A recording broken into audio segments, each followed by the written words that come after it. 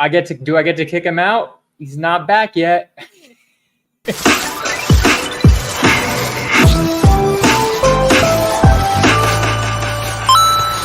Oh my God. I completely forgot there's an intro there. That's so funny. What's up, bro? Well, you just all of a sudden can't hear me? What's up, everybody? How we doing? Can you guys hear me? Let's make sure we're not dealing with tech issues and all of a sudden Daniel Quijano can't hear. Who here can hear me? I see we got a few people I can hear online. you. I'm echoing like crazy. Give me a second. Okay. Dealing with some tech issues. This is stuff with lives. All right, cool. Coolio.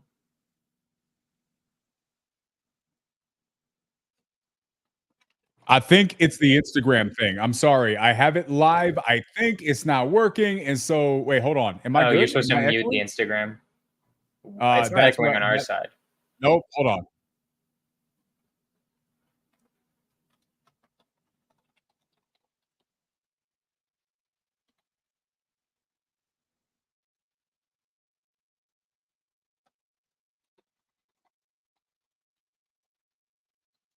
I think I fixed it. I think we're officially good. I think it's fixed. I also think my camera's like crazy crooked. So I'm also maybe slanted for a decent No, you're portion fine. of this episode. You look good. As long as we don't hear an echo, everything's good technology wise, unless it's on your end. No, I got it. I found the window. So here's the thing. The way my account is set up is I have like 746 tabs open, and one of those tabs had the YouTube stream posted live. So 746 tabs. It's a lot. It's really, really bad. I can't be the only person who has a lot of tabs open on their. I usually do, but in honor of the podcast, I close them for the podcast. But it's okay. That's fair. You need to be watching cat videos to keep yourself, Nothing wrong with a good cat in the moment. Don't let anybody tell you otherwise. What's going on, man? How are you doing? It's officially episode 2 of the Profit Paradox podcast. I'm happy. I'm good. I'm happy. I like how we're talking about something more serious this week. I think it'll be a much more different podcast, and I'm excited for that.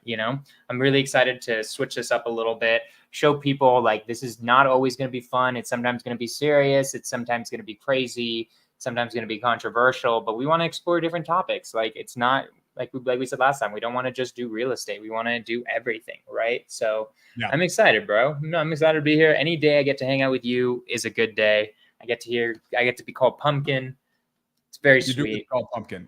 No one else calls me Pumpkin. It makes me. It's very nice. If someone does call you Pumpkin, I feel like you should let me know. Just for like a fidelity conversation. But dude, we made it 2 weeks in a row. Really, really excited about this. And to your point, I think this is going to be a good episode. Guys, like one of the things that I love about what we're doing with this podcast is we are going to be switching it up. We're not going to be talking about the same thing every week. Sometimes we're going to have a good time and we're going to talk about really, really fun stuff like we did last week. We're going to probably have follow-ups with that, but sometimes we're going to talk about a little bit more serious things. I think today is going to be a conversation that may end up developing into an ongoing conversation. We may circle back and talk about this, but the reason I thought it was important to put this on our list, and Jonah suggested that we talk about it just straight out of the gate, was because I think this is becoming more and more of a popular conversation in our country today. And I figured that if it is, why not discuss it here? The topic that we're discussing is does the American school system still work? I think if we have to give it a title, that would be a fair title. Jonah, what do you think? Yeah, I'm down. Yeah, that can be the title. Does the American school system still work? Now, when we break this down, what does this really mean? I think this goes really K through 12 and beyond. So I think this really is segmented into two conversations. First part of the conversation is college. Is college still necessary? Is college a scam? Does it make sense for you to get yourself in hundreds of thousands of dollars of debt just so you can go out and get a job that makes you $30,000 to $60,000 a year, right? I think that's one part of the conversation that we should really get into today. But then I think there's a different conversation, which may be more important, which is the K through 12 side of things, right? And that's like okay, what's happening in elementary school nowadays? Should people be putting their kids in private school? Should people be homeschooling? Is homeschooling a positive? Is it a negative? Are they being, are they losing out on the opportunity to interact with other people? Is the American school system, has it become some sort of an indoctrination system, which is becoming more of a popular conversation? We have some articles that we've pulled up. We have some things that we'll discuss. And guys, for anybody who's here watching today, I would love for you all to be a part of the conversation. We would love to hear from you guys if you guys have a voice in this topic, because maybe you're a person who just, have this personal experience. Maybe you have kids, maybe you're a teacher, but we'd really like to kind of talk about it. Jonah, what are your thoughts, man? Give us your initial thoughts, dude. The whole education system. So there's a lot of different things that are a part of it. I think we also have to define, let's quick define, what does work mean? Like what is the goal with education in general? And this is I think where I would start with this is, what is the goal? What are we trying to do? In my opinion, the whole point of education system is to make every single individual student as successful as possible, right? Okay. Defined by them, right? Defined by the person, by the student themselves. Okay. Right? So the hard part, I think, is that makes education, and this is like, I think this is now when you're talking about this, are you talking about college forward, or are you talking about the entire process? From all of it. I'm talking about K through 12 even more than college, to be honest. College is like just like another thing in general that I think is just, I'm talking about especially K through 12, right? College is super optional. K through 12 we don't make optional in our society, right? I think the issue is it is physically, I think it is impossible to create a system that every single person can fit into, almost definitionally, right? What's up, CEO? I remember, yes, last week was hilarious. Shout out to our Twitch viewers. We also went live on Twitch. So anybody's watching us on Twitch, by the way, we get way more money if you watch us on Twitch, just FYI. Really? Twitch or YouTube? I think that's the way to go. If you're watching on Twitch, Instagram or Twitter or Facebook, we love you. We appreciate you. YouTube or Twitch might be the way to go, and then you can send us tips. The last time Jonah got tips, he was standing on a bar, and there was a lot of music, and it was a different situation. A lot of sexy women had a lot of money that night that they wanted to give to me. It's an interesting descriptor. We're supposed to have a serious. We gotta have a serious conversation, right, bro. Let's get back on track. See, this is okay. See, I blame you, Jonah. I blame you, bro. But anyways, so it's impossible to create a system that works for everyone. That's the issue in the first place. Okay. Like I don't think it's possible to create a system that works for every single kid. It's not. That's the biggest issue. So we just have to be like, okay, what works for the most amount of kids, most amount of time, right? So it is very hard to tell what that would be, but I think we have to think about what we're trying to achieve, right? The biggest issue with the education system is it hasn't really been updated that much since the 19th century, 18th and 19th century. It is based off a factory system, right? You have a period, there's a bell, you go to the next period, right? Efficient. A factory is a very efficient way of creating something, right? But at the same time, what are we preparing kids for, right? What are we supposed to be preparing them for? Real life isn't like a factory, usually. Nobody works in a goddamn factory anymore, right? When that was the normal job, that works really well. But nowadays, the new information age is going to I just think it's going to destroy the education system. Like, what's going to happen when kids are just ChatGPTing an entire essay, right? Like, how is the teacher even going to know? And like, is that even cheating? I don't know. Very interesting. So let's break this down. I think this is something that a lot of people really, really don't discuss. I think it's common knowledge. I think people know this, but I don't think people really discuss this when it comes to like a functional, how are we raising our children? And I think this should really be a question. Now, let me be really clear. I do not currently have children. But this is something, the day comes, I have children, I'm putting them in school. That he knows about. That I know about. But that was last week's conversation. We're looking next week. We're gonna search for next week. Do you have children? Yeah. So I think flyers.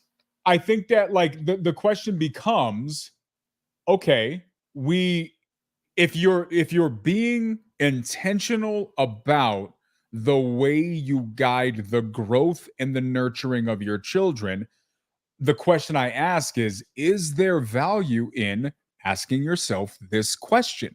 What's the question? I am getting ready to put my children into a system that was built for a future that no longer exists for them.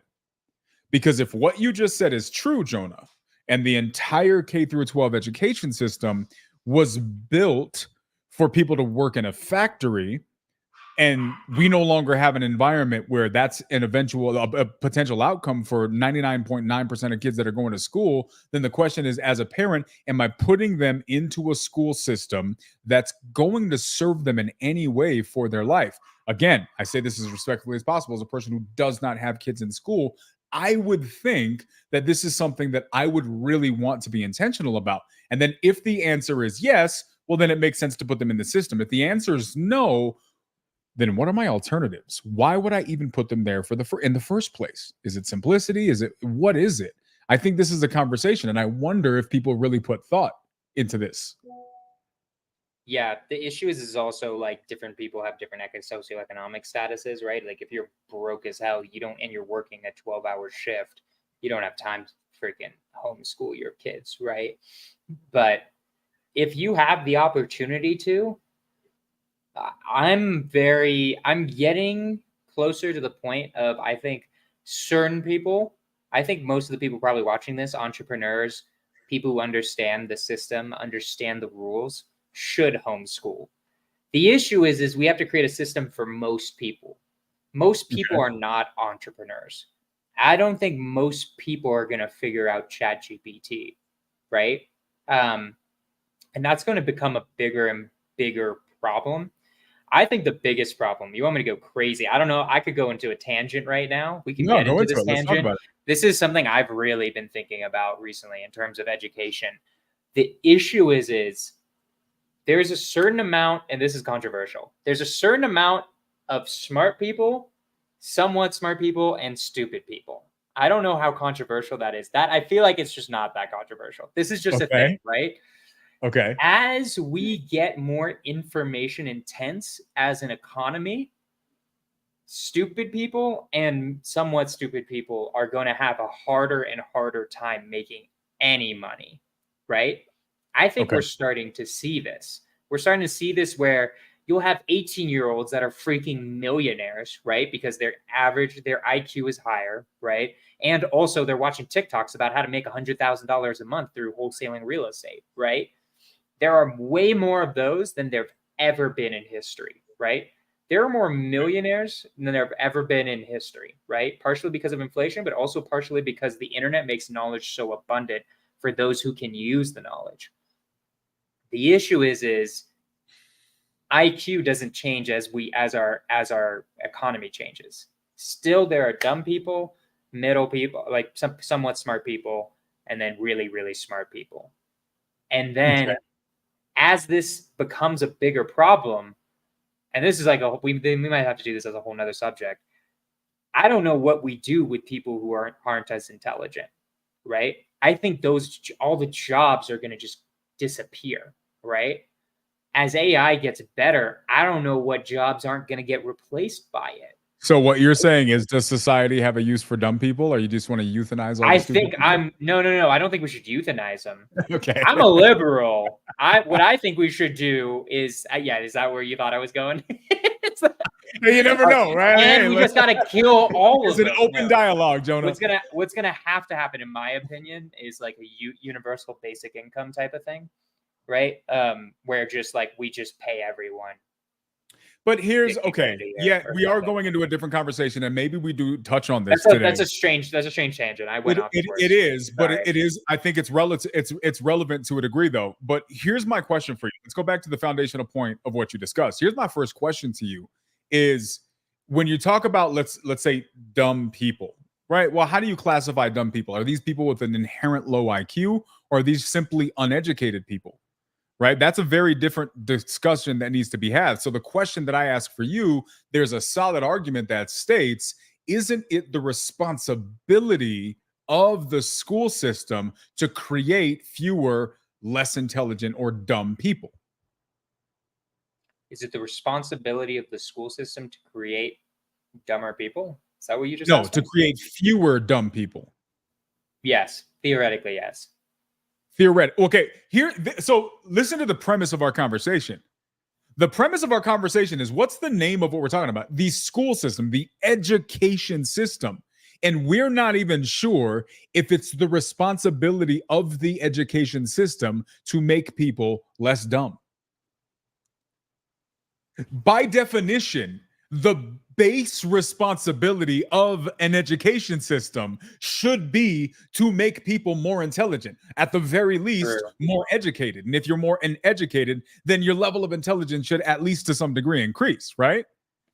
Yeah, true. I mean, I think there's some things that everyone learns from school, usually, right? Basic arithmetic. The stuff I learned in school is probably not stuff that's going to serve me in a job market. The vast majority, no. There's some things. Basic arithmetic, right? I'd say does it. I learned I'm decently pro college, right? So we can get into this too. I think I learned a lot of really good writing skills. I think that was the most important thing. And I took economics, and that's actually served me in certain ways of just understanding basic things with real estate, like interest rates and stuff like that like I knew immediately. You could learn that on your own, right? Okay. So is it worth 120 grand? I don't know about that, right? Okay. But to answer your question about isn't the school system supposed to make you a little bit more intelligent? Theoretically, yes. Here's my whole view of education. It's better than nothing. I still think it's better than nothing, right? We shouldn't scrap the whole thing, right? Okay. If you have the means and resources to homeschool or go to a private school that you've researched, you should do that. But that's really hard for most Americans. I think that's almost impossible for the vast majority of Americans who are living off 50 to 70 grand a year, right? I think what is the average household income right now? 60 grand, 70 grand? No idea. Something like that. No idea. Probably somewhere around there. I think that sounds high to me. If I had to guess, I'd probably say probably 45 to 55 would be my guess.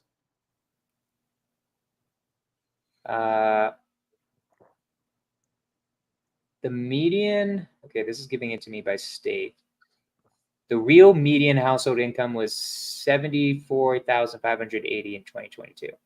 Remember inflation. You probably heard of like older statistics, right? So as a household income, that's not even close to enough, in my opinion, to be able to homeschool or private school. Now, you asked an interesting question.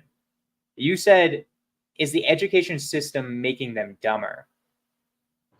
I don't think it's making them dumber. I don't think it's a negative. No. That's not what I asked. But I think that is a fair question. But no. But here's what I think is interesting to me. And this is just my opinion. And we have some people in the back that we'll bring up here shortly because we want to get different perspectives, especially if people actually have kids in the school system. I think it's going to be super important to have this dialogue. But in my opinion, the education system is supposed to empower us for the future. It's supposed to take children of this planet, of this country, and prepare them, educate them, make them smart, capable members of society, positioned to add as much value based on, in my opinion, they're maximizing their inherent skill set, gifting, or aptitude. That's my belief of what a school system is supposed to accomplish. And if I put more thought into it, I could probably elaborate on that definition if I tried. That being said, it's interesting to me that it's not understood that the school system is supposed to accomplish that. The fact that we're even having a debate whether the school system is capable of creating intelligent people or whether it's their role to do so, for me, is indicative of the fact that they've already failed at their purpose. Well, I think they're not supposed to do that. Why are we sending them there? I think they could create somewhat educated people. I guess when I was saying intelligence earlier, I meant like IQ. I wasn't talking about like educated, right? Which theoretically, I think IQ, you can do some things to change it, but it stays. I don't know if it stays consistent over time, actually. I need to look that up. I need to. I think that's a different conversation because the whole different conversation. Yeah. What I meant by intelligence though was that. So in terms of educated, which I think is really the word we're talking about. Okay. I think the hard thing is I went to an amazing public school, right? Like I'm not gonna lie. Like I went to a public school. Like my background is my mom was upper middle class, my dad was lower middle class, right? Okay. And I had divorced parents. So like I kind of saw a little bit of both worlds. Okay. My mom owned her own house. It was in an amazing neighborhood in the San Francisco Bay Area. Probably we were in the top 50 public schools of California, one of the biggest states, right? And I thought they did an incredible job of teaching me how to think, which I think is the advanced level of education. If you do that in high school, it's like teaching you actually how to think about things, how to do research, how to understand what's really good research and what's really bad research sources, stuff like that, right? But also I just know the rest of the country doesn't get that, right? Where it's just like ABCA, right? Just memorize the answers, memorize dates of historical events.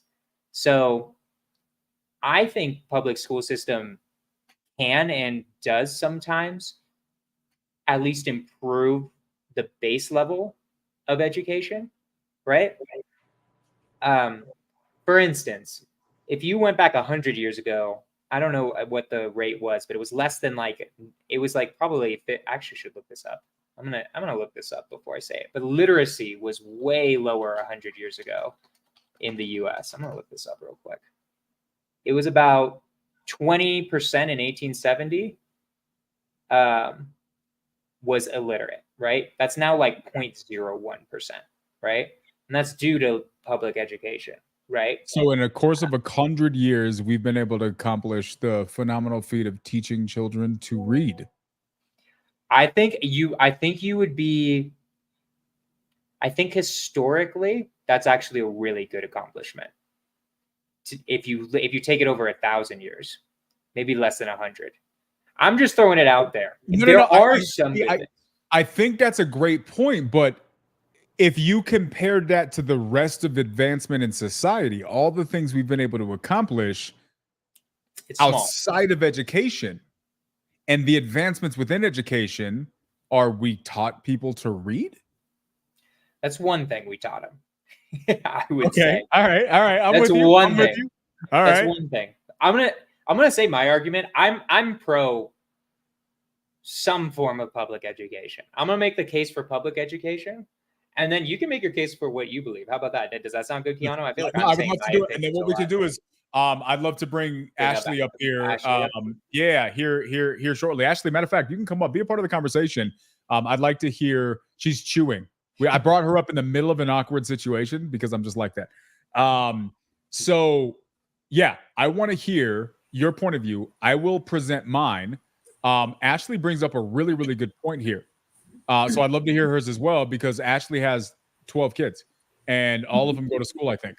And so we can hear her perspective as well. So Jonah, yeah. I'll answer your question also real quick.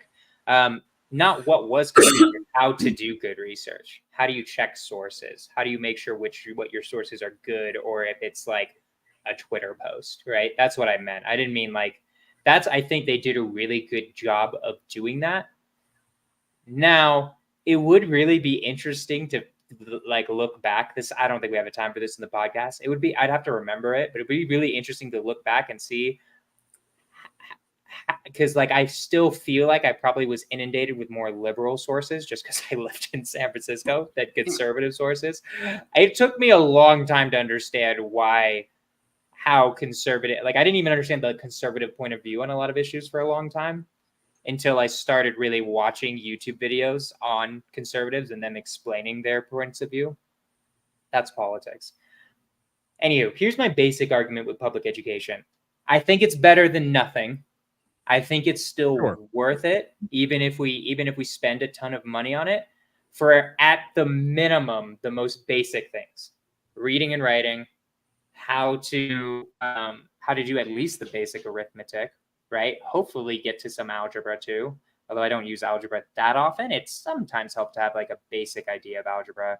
I think ways to improve it would be doing way more like skills we definitely need to have. Like, I don't know why we don't teach how to do taxes or like personal finance or anything like that. That is the most credible. Those things are crazy to me that we don't teach about those things, right? I had to learn personal finance from my family, right? Which, because I came from a middle-class background, they taught me a good starting blocks, good middle-class starting blocks. But then I had to break those for rich people, right? To become rich. My basic argument is I think it's better than nothing. I think there are definitely issues with it, but I'm much more pro reforming the system than necessarily abolishing it. That's my general take in just like a really short sentence. Okay. So that's how I feel about it. Yeah, I'm gonna take an opposite stance just for the sake of having one, because I think we largely agree. But as the other guy up here doesn't have kids, you don't have kids in a school system currently, do you, Jonah? As far as I know. As far as you know. All right. We'll be testing those research skills later. DeMarco, get on that. I'll give you a list of the girls.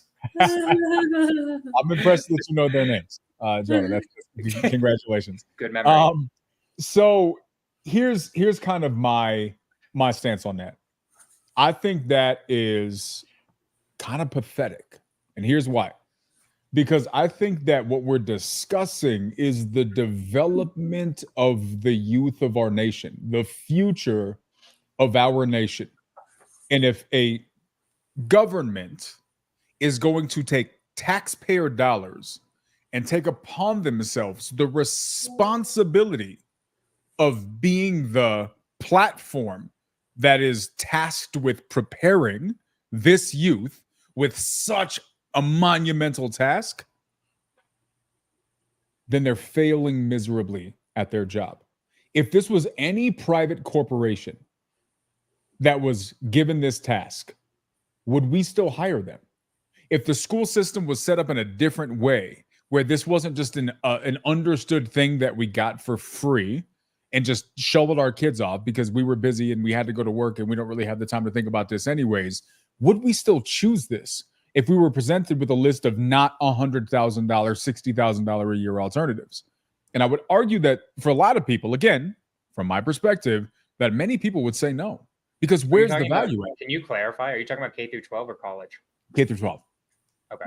K through 12. Keep going. Yeah. I was just curious. Because college isn't a public government funded thing usually, right? Like we're talking about K through 12. This is something that we're paying taxes towards making sure is preparing us. And if there are public schools that are colleges, you know that, right?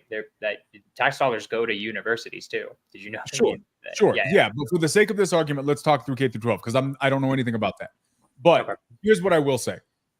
When it comes to K through 12, let's assume that your previous argument is correct, which I agree with. The public school system was created for an assembly line system. The whole dynamic of the business owner who was able to influence a government-funded education system that just translated for generations is an entire different conversation.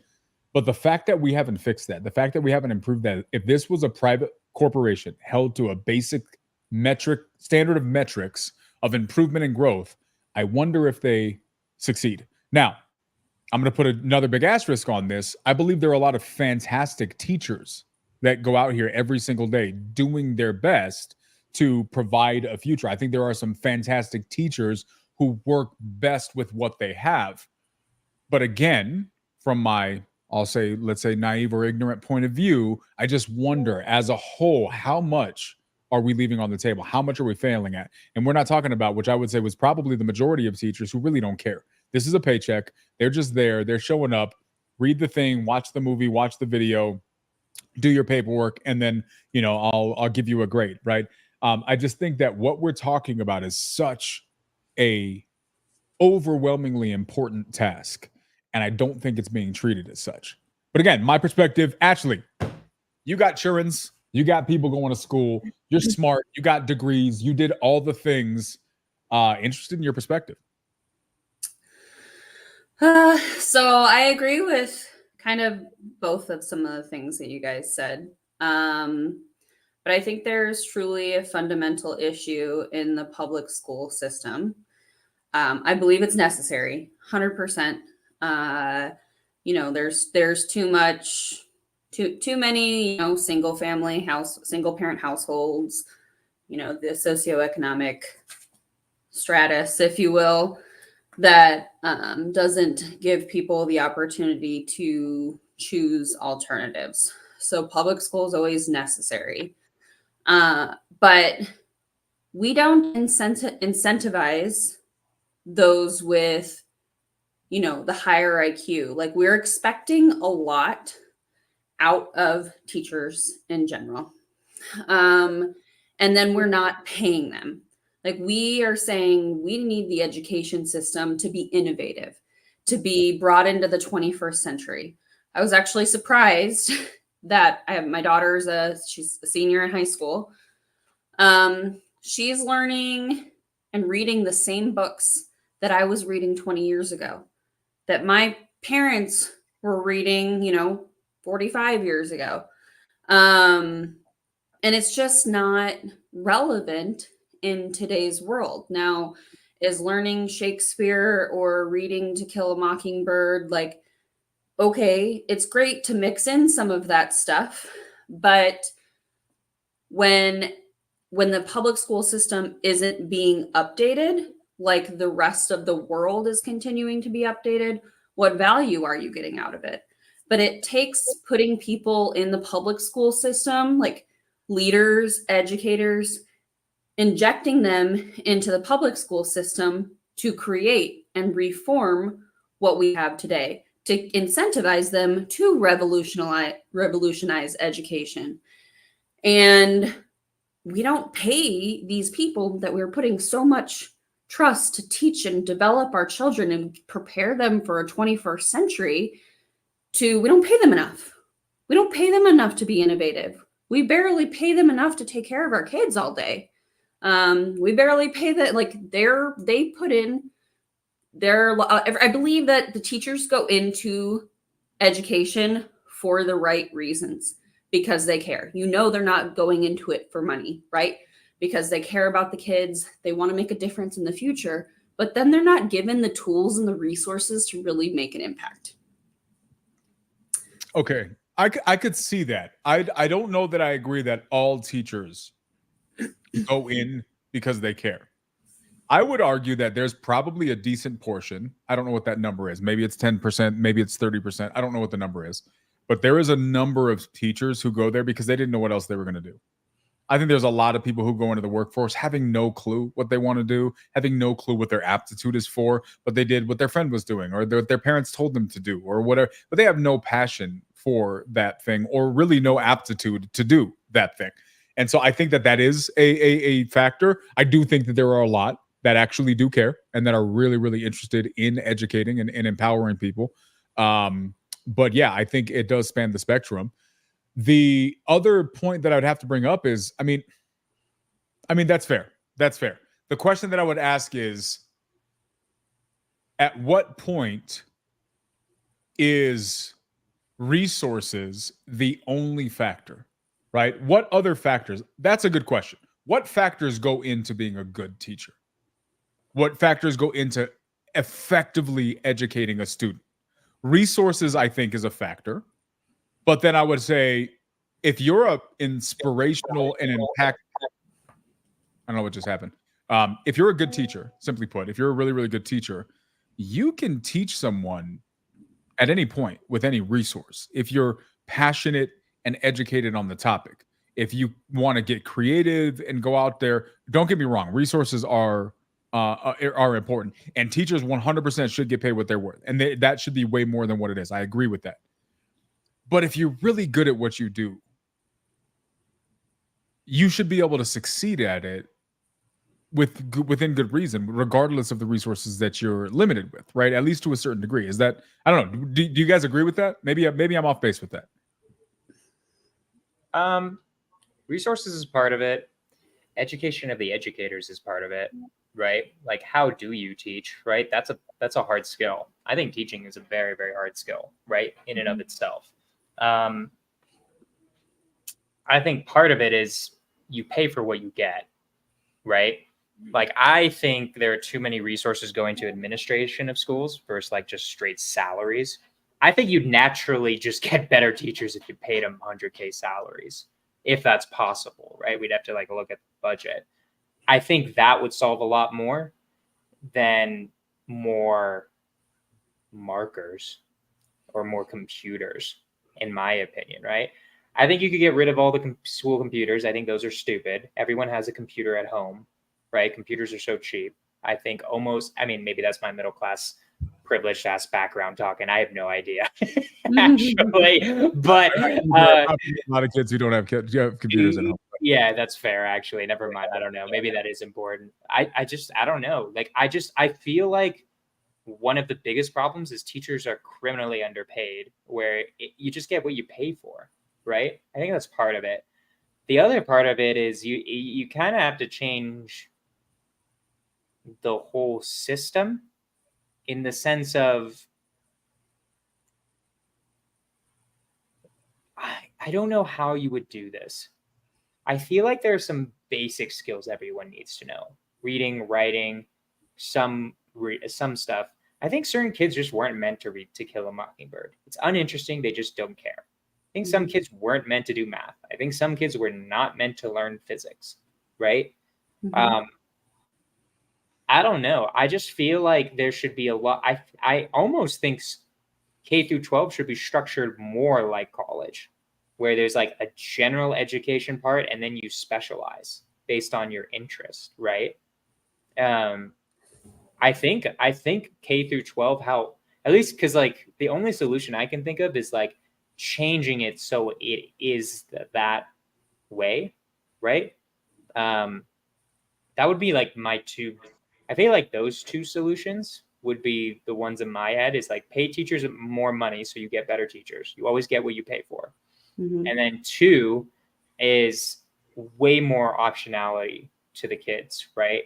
On what they get to choose to learn at a certain age. Probably like by high school, you should be done with most quote unquote GED stuff, right? Right? Exactly. Okay, I'm going to play a video. This video is actually an older video. And then for whatever reason, it started resurfacing again recently. I've seen it like 5 times. I want to play this video. In the conversation that we're having right now, the debate is it resources? Is it pay for the teachers? What is the actual issue? I think this video asks this question as well. And I'd like to hear what we think is the problem in this particular situation. Let's see if I can share screen. I was about to say, did you have it ready? Yeah, I got it ready. I won't put Gianmarco through that again. All right, here we go. Is it going to share audio? To share audio. Wait, hold on. Let me say. To share audio, share a tab or a screen instead. All right. Well, Keanu, while you're figuring it out, Ashley, it's you as right a parent. I got it. It's right here. You ready? Okay. Okay. If you could just get up and teach them instead of handing them a freaking packet, yo. There's kids in here who don't learn like that. They need to learn face to face. You're just getting mad because I'm pointing out the obvious and you're choosing. No, I'm not wasting your time. I'm telling you what you need to do. You want kids to come in your class, you want them to get excited for this, you got to come in here, you got to make them excited. You want a kid to change and start doing better, you got to touch his freaking heart. Can't expect a kid to change if all you do is just tell him. You gotta take this job serious. This is the future of this nation. And when you come in here, like you did last time, and make a statement about, oh, this is my paycheck, indeed it is. But this is my country's future and my education. Can you go outside, please? But there's a limit. When I'm not bitching, but simply making an observation. Okay. And now I will leave. You're welcome. was that guy? Was that guy a student? Yeah, he was a student in the classroom. Okay. I was just double checking. This is a student in the classroom who essentially, the backstory to my understanding is he's there. He's tired of the teacher just showing up, being lazy, handing out packets, and then going back to doing whatever she was doing, not engaging with them, not talking to them. It's here's your packet, do your thing. And he's like, dude, like, can you actually show up and teach us something? Can you actually be present in this class? And you can hear as this guy, I don't think he was being disrespectful. I don't think he was being rude. I think he was just this good, again, this is just my observation. I'd love to hear people's thoughts on this. He seemed like a good kid who was looking for a good teacher, who showed up taking school very seriously and could tell when there was a teacher who wasn't. And you could tell for me, every time throughout the entire time he was speaking, she's like, okay, bye, bye, bye, bye. That's all she could say. She said it like 5 times while this kid's talking. For me, that's demonstrative of one of the core issues here. I don't think that's a lack of resources. I think that's just a horrible teacher who should never have that job. Going in there, not caring about what she's doing, and then her solution to her failure at engaging a child is to just kick them out and put them in the hallway. That's what's failing. And the question I ask myself is, how many hundreds of thousands or millions of kids over the years who have fantastic potential and could have done something special were tossed in the hallway by a lazy teacher who was unskilled and incapable for the job that they had? Now, I'm speculating from the outside, but for me, what's the problem here? Is this a reflection of poor resources? Or is this just a reflection of a bad teacher in a bad system? And the only good that comes from this is probably the feedback from TikTok viewers. All right. I have a really controversial question for you. Good Kihana, you want me to ask it? Sure. Of course. Let's not this kid, but let's take like a kid who is failing in every way. Let's just say, right? Maybe not because of them. Maybe they grew up in a broken family. Maybe they don't have anything at home, right? Maybe like they can't learn at all. I don't know. Like literally, like maybe they have a lower IQ, whatever, there's something that he can't control that's holding them back, right? Can any teacher overcome that? Okay. I'm a little bit more pessimistic about it. I think that's the hard thing with education. I think people expect much more. Obviously, that teacher, if that guy's story is true, that teacher is just a bad teacher, right?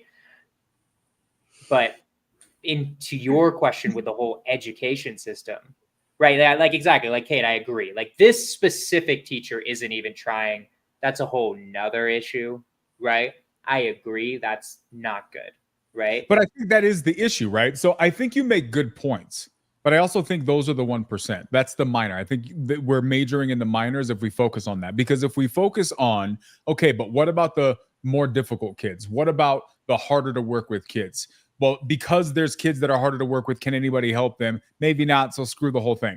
I don't know that that's a fair argument. I think that there are going to be more difficult kids. And I think you create special programs for special situations. I think that's its own topic. But as a general rule, I think most people are capable. I think most people are reachable and teachable, but I think it has to be done. Now, this is my opinion, right? I teach on a regular basis. Now, I'm not teaching children. I'm not teaching youth. But it's my belief as a person who does teach and has taught for years, not in a school system, but in a business-related, environment. It's my belief that it is my responsibility as the educator to take it upon myself and make the information as engaging, as relatable, and as impacting as I possibly can. If I want my audience to stay engaged, stay interested, and come back to me to learn more. I think that's my responsibility. Go ahead, Ashley. So if you had 160 people that you were teaching right now, do you think that the way you teach, you'd be able to reach all 160 people? No. And do you think that if you spent 10 years trying to teach 42 kids in a classroom, 4 classes a day, and you were trying to reach all of them and you weren't given the proper resources to do so. You're given very generalized training and you're expected to do a good job. Do you think that I think that video is very one-sided? You know, it's easy to say that that's a bad teacher. Sure. But is that just a teacher that is doing the best she can with what she has? No, I don't buy that. No, I don't buy that at all. And I'll tell you why. Now, I can be wrong, but I'll tell you why. When I think about the question you just asked me, this is where my head goes. My head goes to a fork in the road because I'm thinking through this as you're asking me. I have 4 classes a day. I have 40 kids in each class. I don't have the resources. Am I going to be able to reach them? I think that as the person in that position, I am forced to make a decision on which road I take. Road number 1. Yep, this is too much, right? What am I going to do? I can't do anything about this. There's all these different people. I don't have the resources. All of the other teachers, yeah, I have this problem. And yeah, the other teachers are doing this. And yeah, the school's not going to let me. And yeah, this and yeah, that. And these kids are this, these kids are that. And what I do is I take a defeatist approach towards the situation. I focus on what I don't have. I focus on what I can't do. I focus on all of my limited resources. And from that standpoint, I say, well, I'm just going to throw my hands up and I'm going to do what everybody else is doing. I'm just going to click the buttons and I'm going to hand out the papers. And then maybe somebody will be engaged and their engagement is what encourages me. I think that that's one fork in the road. However, I think that there's another fork that I take. And I think this other fork, we'll bring our other guest up here as I answer this other side of the question. Hello, Miss Norton here. She is more than qualified to speak on this topic. I think, Ashley, there's the other side of this topic, the other side of the question. And if I'm that teacher, I say, okay, here's all of my limitations, but I'm not defined by my limitations. What is my goal? My goal is to impact kids. My goal is to impact lives. And even though I have all of these things not in my favor, I have all of these things not working for me, I still have a responsibility to impact 42 kids 42 times a day. That's 168 kids that I have to work with every single day. I'm going to figure it out. And so what am I going to do? I can either focus on the negative or I can focus on what's the task in front of me. And I can say, hey, kids, we don't have everything. I don't have rose-colored glasses. I don't have a perfect situation, but I have the next 45 minutes with you, and I'm going to work with what I have. And guess what? This is what you're going to have to do in life. And I'm going to show up and be intentional during that period of time, and I'm going to impact their lives best as possible. As a person who has never been in that position, right? So I can only speak from the outside. For me, a teacher who cares about kids looks at it like that and shows up from that perspective. A teacher who's there for a paycheck, even though a horrible one at that, or for there who's maybe is not there for maybe the right reasons, or they're not the best equipped for the job. I think they focus on the limitations. Those limitations impact their attitude. They stop caring about the kids. And now you have a bunch of kids who are annoyed for 45 minutes a day. And then they blame the kids for being unruly. Well, maybe you have something to do with that. That's my opinion on that as an outsider, Ashley.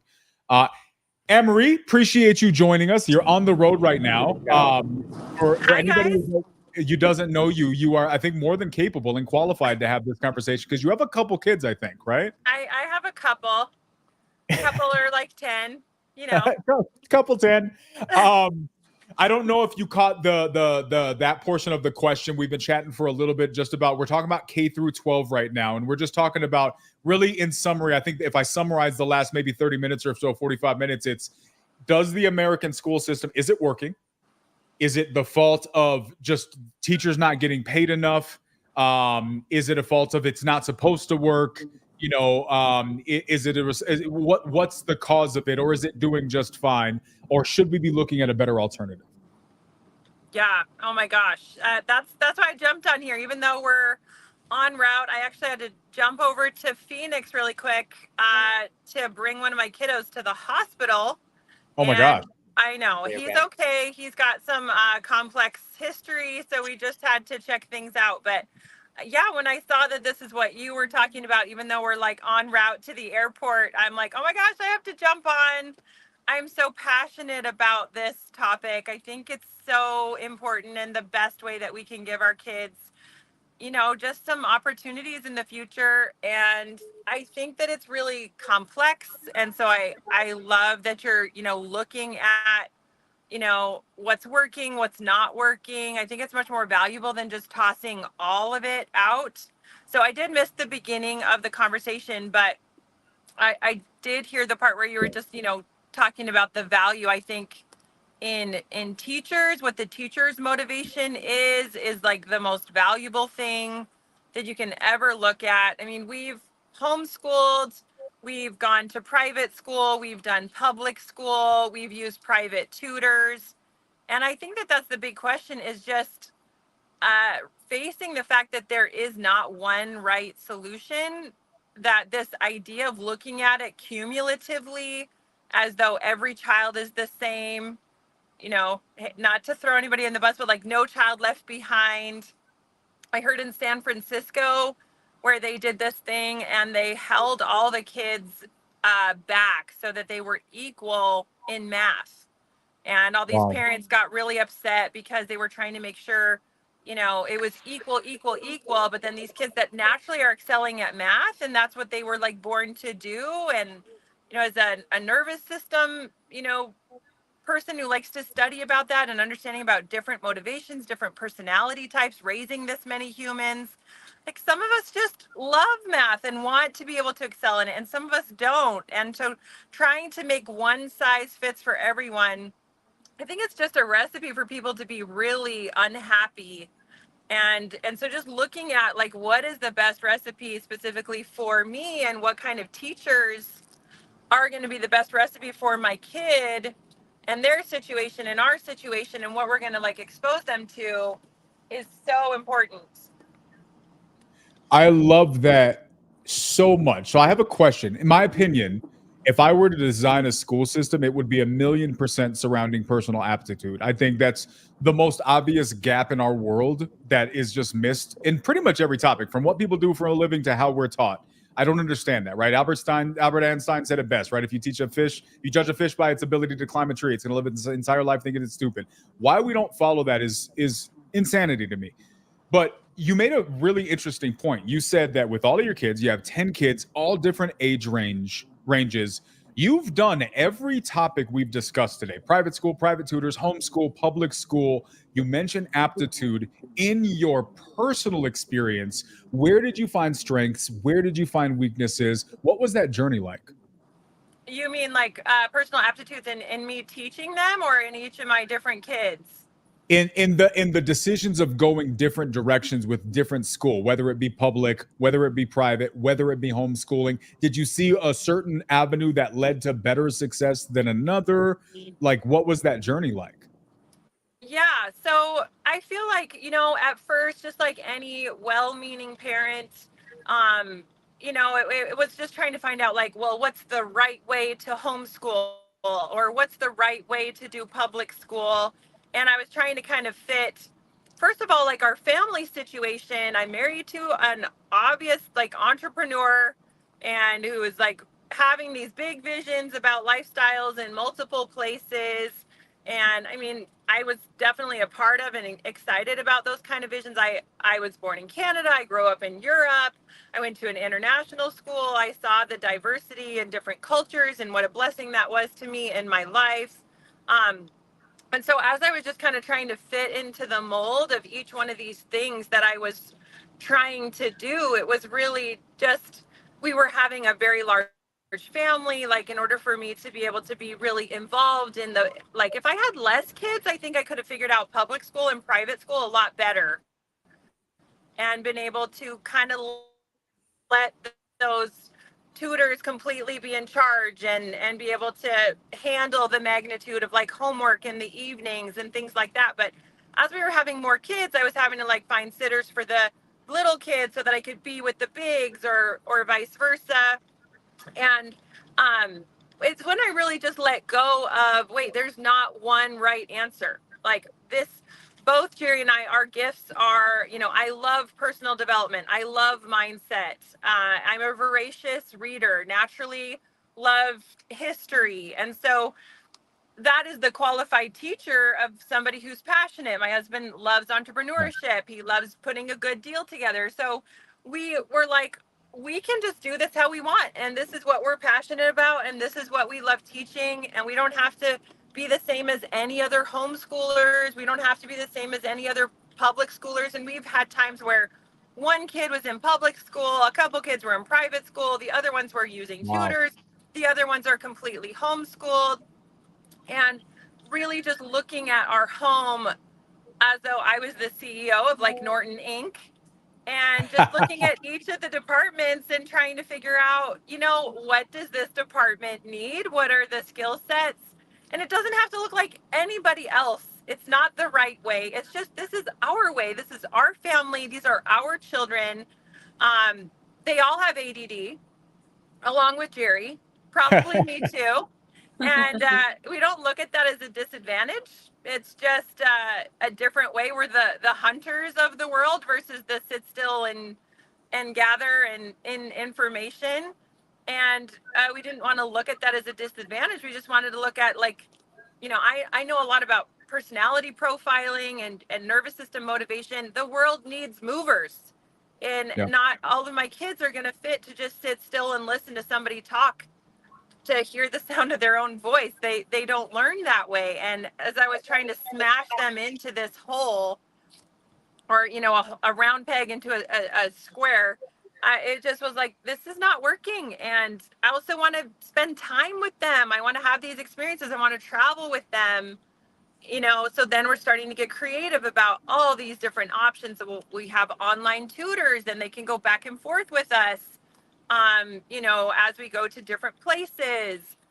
And we can live between Montana and Puerto Rico. And, look, I'm still having school go on for my kids, even though I'm at the hospital in Phoenix right now. So yeah, I don't know if that's a very good answer to your question, but it was just this gradual process, I think, of really letting go what does everybody else think is the right way, and moving into what is our best way with the skill sets, and knowing your children, being present with them, learning about the way that they learn, and then creating that. And I don't know that the school system is, set up to do that on its own. I think it has the capacity to do that if you kind of took the lead as a parent. But you just have to face your own capacity also, and how much you can contribute to, and what's the best recipe for you. Wow. I have a question for you, Anne-Marie. Yeah. So how do you, because this is more interesting to me. I mean, me and Keanu don't have kids to our knowledge, as far as we know. Coming next episode, we'll figure it out. But how do you decide which one is going to be which? Do you just test each one? Do you just do a testing? Like, do you just try each one with each kid, or how does that work? How do you find out what's the right one for your kid?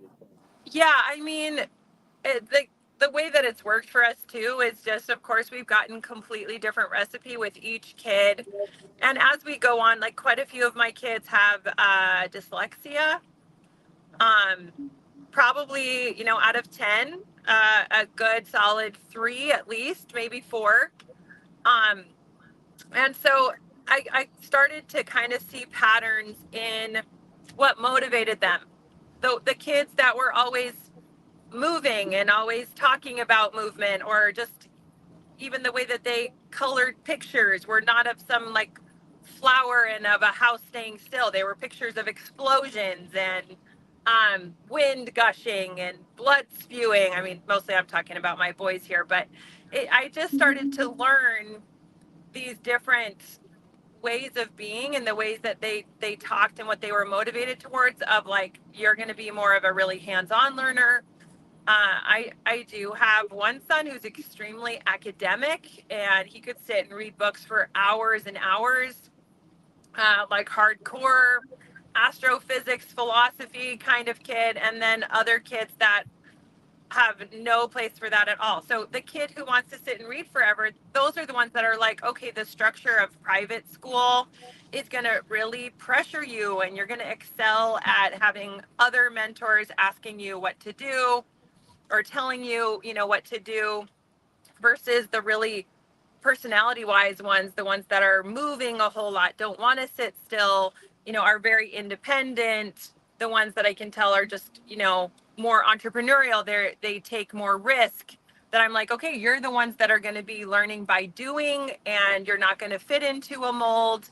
You're the ones that maybe need to have like an online tutor that is still helping me as a mom to hold them accountable, but it's flexible in what time of the day they can meet, and just they're going to need to learn in the way of having their own business or traveling and going on trips. And so I just piecemeal and find as many resources as I can. That's what's been so awesome with the real estate piece, and the tool that's been to give the resources to just be creative and to be in tune with your kid, and kind of, you do just have to test each one and see what is working for a little while, but then be ready to pivot. Very interesting. You know what's funny to me about that is that I think a lot of people, when they look at homeschooling, it's almost like this competition, right? I'm a private school person. No, I'm a homeschooler, and especially between the homeschools and the public schools, it's like they're pitted against one another. And it seems like you not only are not like you're on both sides of that fence, and it seems like it's worked for you, which is a very interesting and unexpected response that you gave there. Yeah, I mean, the world's got a lot of different needs and personalities, and like, I don't know, I think looking at education from a place of doing things, educating for experience sake, versus putting it into a realm of, you know, I don't know, one has more worth than another, is dangerous, and isn't really open to that. Education is such an individual process. I think there are some basic principles, but mostly those principles are just, you know, it is based on the individual. And like, I've learned about Waldorf, and I'm certified in Montessori, and I've studied Charlotte Mason, and you know, unschooling, and all of kind of some of these different methodologies. And I can honestly say I really don't feel like any one of those would work for all of my kids. And so I don't know why as a society we would think that that is going to work for everyone, but there's definitely been things that I've put my kids in where it's like, you know, this maybe worked for another kid, but it's really not working for mine. And just being good with the diversity of, you know, all that it takes to create different people. Like, we need the world to have some people that are cool with just sitting still, and we need to have these entrepreneurial risk takers who have a lot of people working for them, because those employees don't feel comfortable to take that risk in order for them to be happy. So just saying that there's one recipe for everyone is wrong, in my opinion. I mean, I think it definitely does matter too, like what you were saying with the motivation of the teacher in whoever you're getting help with. I think it's also completely unrealistic to expect, like, from being able to see what's wrong with the system and then kind of put all that pressure on one parent.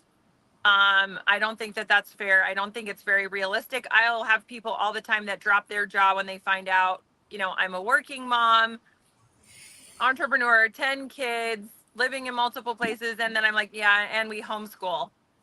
And they're thinking in their head that I am actually doing all the homeschooling.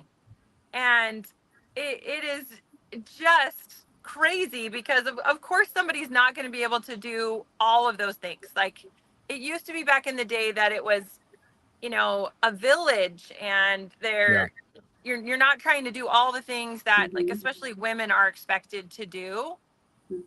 So it's just, I think, needs to be a different dialogue. It needs to be a different narrative on what we can expect of one teacher to accomplish, a parent to accomplish, and look at what actually works, like especially different mentoring programs that are coming into play in the college age, where it's these different kinds of internships where you're getting educated at the same time. So yeah, I don't know. It's an intense conversation with so many variants. No, what I love about everything you just said, Anne-Marie, is there's an undertone. There's a couple of undertones that I picked up there. One was intentionality. Mm-hmm. And what I gathered is that you have, if nothing else, even though your path has not been necessarily, straight, it's been intentional. And you've intentionally tested what worked and what doesn't work, what works for individual kids. And I think that that's important. This is why I love this conversation. I think you're right. I think this should be an important conversation. We talked about at the beginning about whether or not education is even working, and the implication from one of Jonah's responses is like, well, is it really the school system's job to educate people, right? That's not what he said, but that was kind of the message. Love that.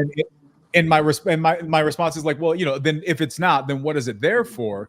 But everything you just said just really demonstrates, from a person who's living this life and has lived this life for quite a while now, that this is a much more important conversation. And it really makes me wonder, because when we look at the grand scheme of things, we get out, there's hundreds of millions of kids in this country that are growing up within this system, and they are and will become the future of this nation.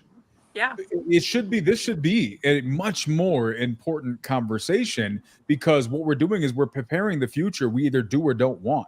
So we should be intentional about this. And it shouldn't just be the one mom who's decided to go get the certifications, right? Versus the one mom who maybe doesn't have the capacity. I was raised by a single mother, right? So I totally understand that that was not realistic for my mom, right? There was just not a scenario where that was a thing. I had to wake up in first grade and I poured myself breakfast. She poured my milk into a glass and the bowl, and it was in the fridge, and I poured it. And I woke myself up and walked myself to school, right? That was just my upbringing. Everybody's is different. Exactly. But the playing field should be able to be equalized, at least to some degree. And I think conversations like this maybe can help to do that. So I have a question also for Anne-Marie, because I have a burning question inside my head that I find interesting. What do you feel like is the biggest problem, right? Because of someone doing what you're doing with your kids, because I think you have the solution, right? I mentioned this at the very beginning. The issue with education, the basic premise in my head is no one system can fit everyone. It's physically impossible. Any system, any business, any school system, there are way too many diversity of human beings. Mm-hmm. So what do you feel like in society is preventing people from doing what you're doing? Is it money? Is it education on what homeschooling is? Is it,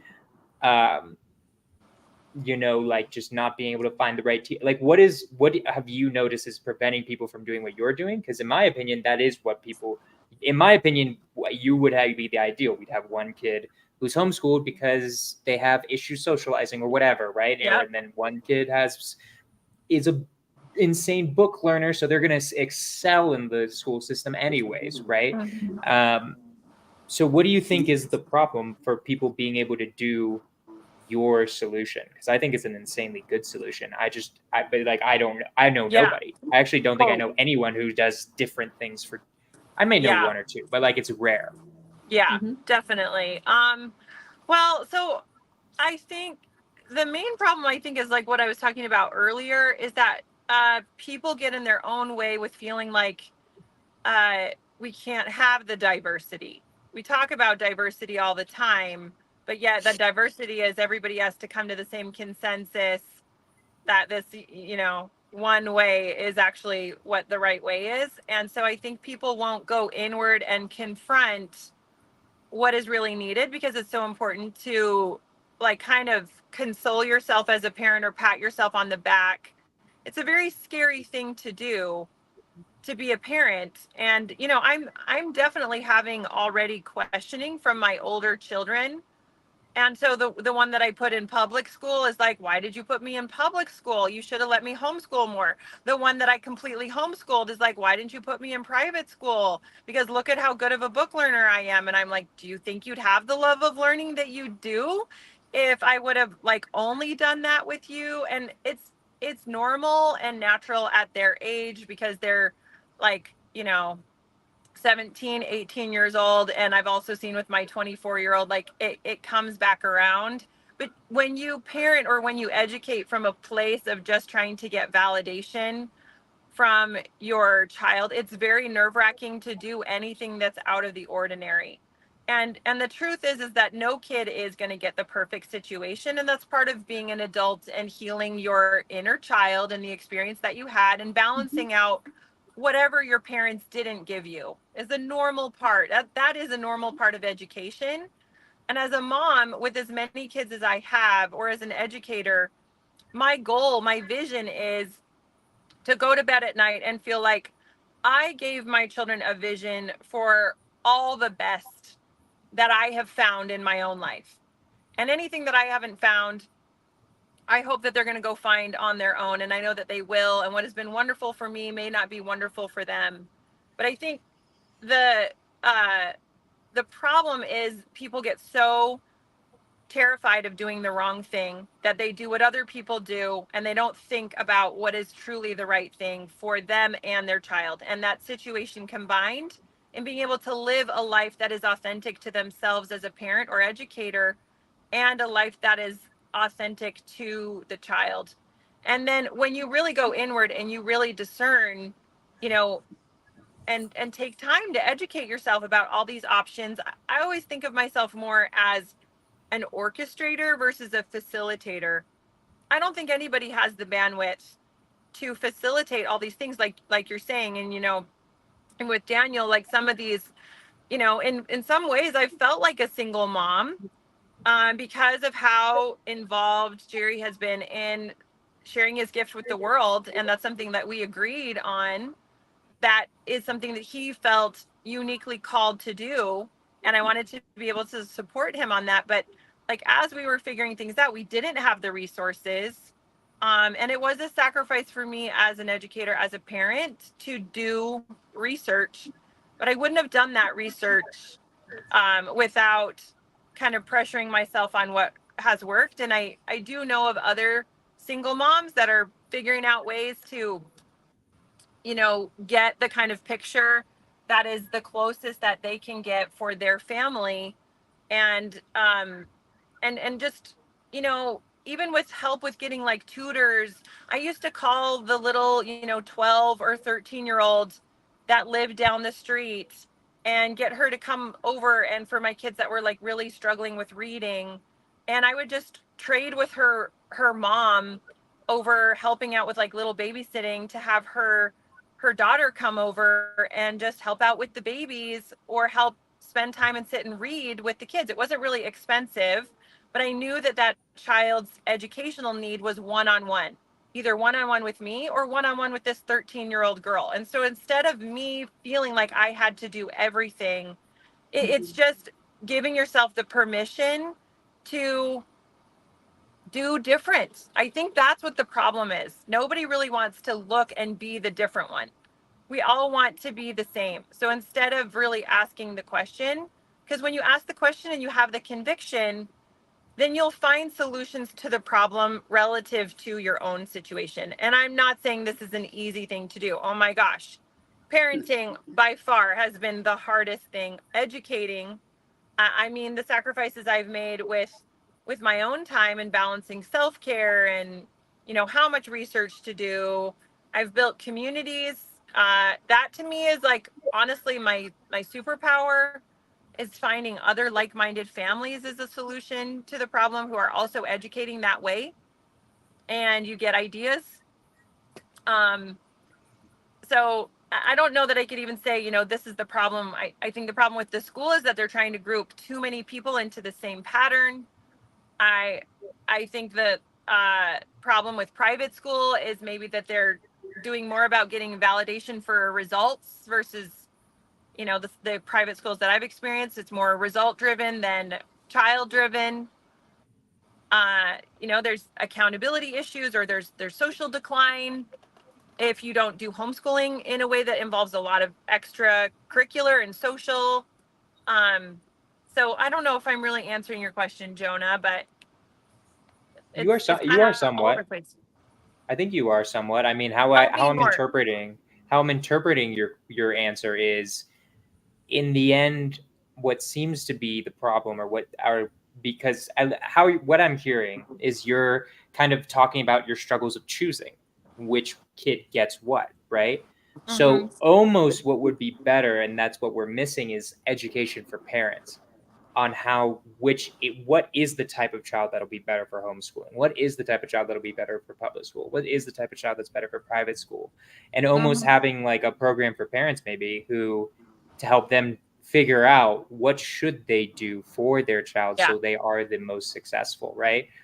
But basically that's what I said. Yeah, and normalizing that too, because it sounded like too that there might have been some pressure from other parents on like not like being like, oh, you're homeschooling your kids, that's a weird option. I don't know what they exactly say to you, but I think you're answering my question in your response, in the sense that the answer is nobody taught you how to do that, and it'd be pretty damn helpful if we as a society taught parents how to choose the right path for kids instead of sending them down one. So, I think that so. I 100% agree. I have 3 kids. I'm a single mom. I have kind of realized very much that each child is their own little science experiment. They're all innately born with different strengths, right? And pick up things very at different speeds. Like I'm also an accountant. I'm a CPA. So earlier you said something about not needing algebra. I just kind of laughed. I was like, my whole career is based on algebra. But my oldest, horrible at math. And it was so hard even for me to teach her algebra, knowing that I live and breathe it day to day. I'm very good at algebra, but it was hard for me to teach her, right? And then I have my youngest, who's just always been very academic, and he has, he learned how to read. Like I taught him how to read. It seemed like within a week he was reading. Like we decided, all right, let's try this out. And within a week he was reading. Before he entered kindergarten, he was reading. We have in Arizona, we have charter schools, which are an alternate, still publicly funded, but an alternative to the actual public school system. Usually less bureaucracy. So they have more control and have an opportunity to make, better impact in kids' lives.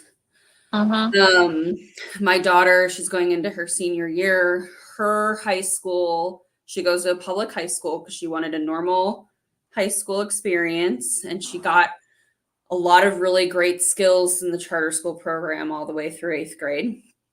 Some of it mirrors like private school education, but they all have like their own little specialties, right? So in the charter school system. So, but when it comes to, we're heavy looking into college now. There are 4 counselors in the school to get for 1,600 students. So there is 100 approximately kids that the counselors are trying to get off to college. Yeah. That's why I say resources are an issue, especially in public school. Yeah. The charter school system, there is like a 1-to-30 ratio, and the counselor stays with the kids. They have 30 kids for 4 years all through high school, and they're getting, those kids are getting scholarships and applying for scholarships, and by the end of their junior year how they're going to pay for school, like how they're going to pay for college, a list of what they're good at, to know what colleges they should be paired with. Like it's just a very different type of education, right? I almost feel bad for letting my daughter go to public school because of like how different it is and how much the public school system has relied on me to do that for her. Now, my children are very blessed. It sounds like your children are also very blessed to have you as a mom, right? Not all children have that. And I struggle in my head, because my children, despite being raised by a single mom, despite I was a teenage mom at one point, despite having like different disadvantages, you know, they still have this privilege that a lot of children don't end up having. And I see, like, when my daughter was younger, she was in public school in first grade. I would go and volunteer in the classroom, and I'd sit in the hallway one-on-one working with all the different kids, teaching them their sight words and just seeing the huge diversity in their skills and abilities. And then just feeling so bad because the ones that needed the help weren't getting that individualized attention, because Arizona, of course, being one of the worst in the nation in education, there's 35 kids in a first grade classroom to one teacher. And it's just like, you know, how do you teach to the child, and how do you give a specific child what it is that they need when the parents don't have the know-how? And honestly, just simply providing or giving the option for parents to be educated isn't enough, because there's 400 kids in my daughter's senior class. They had a preparing for college night, preparing for post high school night. 400 kids, maybe 25 parents showed up that night. Yeah. My son, we were looking at different options for middle school. He's going into 7th grade. And I was like, he needs to be in advanced. He needs to be challenged. What's the gifted program? And I'm over here driving the schools crazy, trying to figure out what the best program is for him. And I'm registering him to take this placement exam, and I didn't even get to go to the going into middle school parent night because I was traveling for work. But I got the PowerPoint afterwards. I looked it up online, but not everybody does that, right? And when I reached out to the school and said, hey, my son, he needs to take this test, this placement test, I'm signing him up. And then afterwards, when that other test happens, he'll be out of town. So there's a 2-step process. And they're like, you're the only person that has signed up to do the pre-test. So assuming he gets to progress to the 2nd step, we'll be flexible with you. So we'll work with that date. And so there you're talking about, again, a public middle school where there's 300 kids per grade, 300 7th graders going to this school. And I'm the only parent that's reaching out, even though this information had been communicated and resources. So it is really a parent's responsibility to be able to advocate for their children, right? But there's a lot of parents that don't do that. So how do we reach the kids that aren't getting that same support system at home? Because I agree, it takes a village. I depend on my daughter's middle school or high school algebra teacher to teach her algebra, even though in theory, I should be perfectly capable. Yeah. But how do we reach the kids that don't have the parents that are as involved, whether it's for whatever reason, whether it's parents are off doing their own thing, they are working, minimum wage jobs, so they have to work 18 hours a day and just aren't there for their kids. How do you reach those kids too and don't let them get left behind? Yeah, definitely.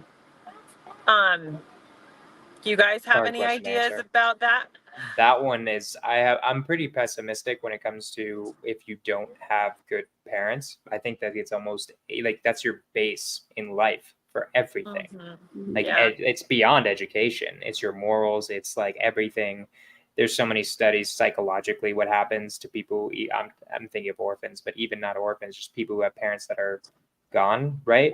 There's a point where that's I don't know if education can solve the problems that creates.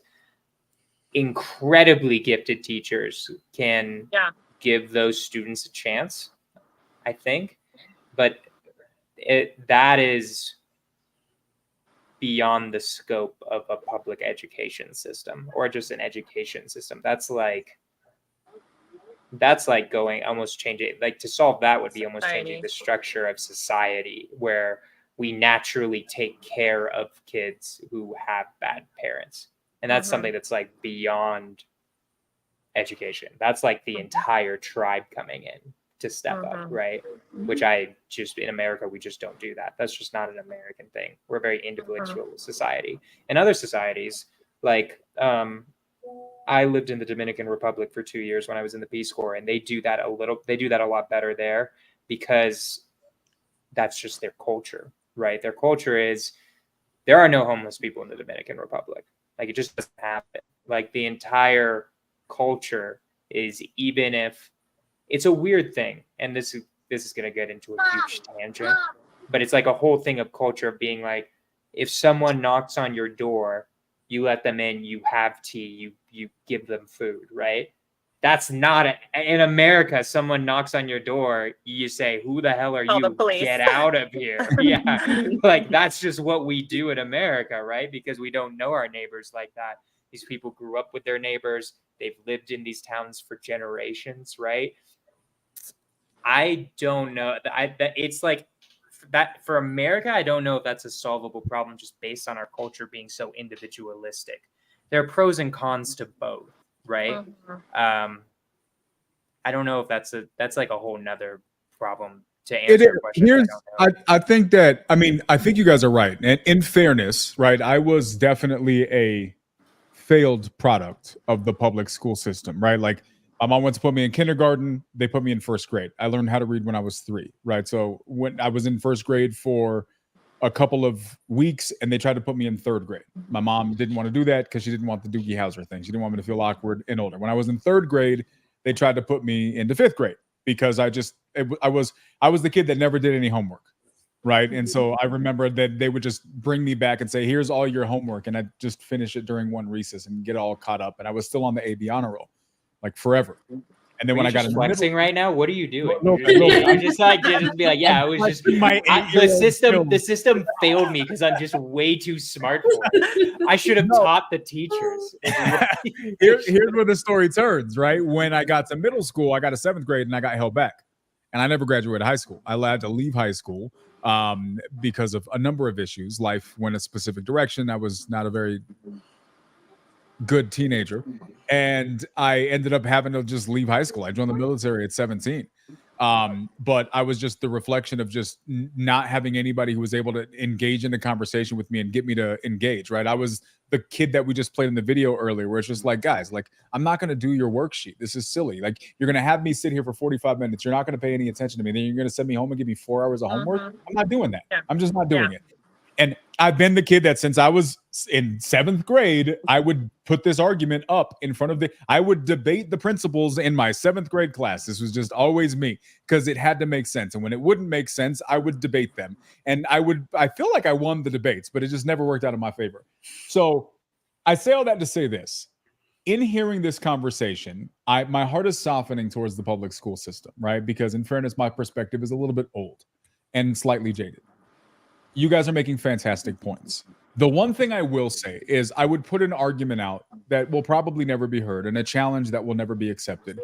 But I would argue that it's still somewhat possible, right? I think that even if you kept all of the resources the same, you kept all of the numbers of the students the same, I think if you just heightened the quality of the people, just raised the standard of who you allowed in that room a little bit, a person who impacts your life doesn't need a resource to do that. They just need the wherewithal internally to do that. The type of desire. That's it. And I think that if you create those types of people, magical things happen. Resourceful people are just that. But you're not putting resourceful people where you need them to be a resource. And I understand there's a million holes you can poke in this argument. And I understand that the system is what it is. But I genuinely believe that if you increased the number of caring teachers, the number of positive student outcomes would increase. You said caring, right? Caring, not caring. You said Karen. I thought you said Karen teachers. I'm like, with a G. Anne-Marie, your thoughts? I'm not sure. I don't know if there's a way forward. Yeah, you no way, but I totally agree. I do think that there is, um, I like being a nerd when you're talking about some societal differences in the Dominican Republic. I've studied Finland a whole lot because their education system is top of the world, and there's some interesting things, practices that they have there that I do think for the people that don't have the choices or the capacity to make the kind of choices that I have been able to as a parent, that there's a that education in general needs a paradigm shift. We need to face that there are multiple ways of learning. We need to face that a love of learning is our biggest priority. We don't need to teach the kids the same way that we used to. We have Siri now. We don't have to memorize all of these mindless facts that we can just ask our phones. We need to know about critical thinking. We need to have a desire to want to know and not just scroll on social media all day. We're a totally different society now because of what we have with our phones. So having, teaching kids to be in touch, to be curious, as a bigger thing than being able to like master these standardized tests, or the time that we waste when those are things that we don't need to memorize so much anymore. I think will take a lot of pressure off the teachers that are trying to push all these testing through and allow them to actually really love on and nurture and connect with the kids and have a little freedom, because everybody's not having to filter through these same tests, but be able to look at each one of their kids and have some different options, let them be true to who they are. Somebody is going to be the debate leader in the classroom. And instead of trying to quantify everything, that we loosen up some of these numbers the way that Finland has done. Finland has no homework. They don't start kids in kindergarten until they're 6 years old. Yet their literacy skills are the highest in the world, although they do think that is because not very many Disney movies get translated into Finnish. So if from a very young age, if they want to watch TV, they have to read.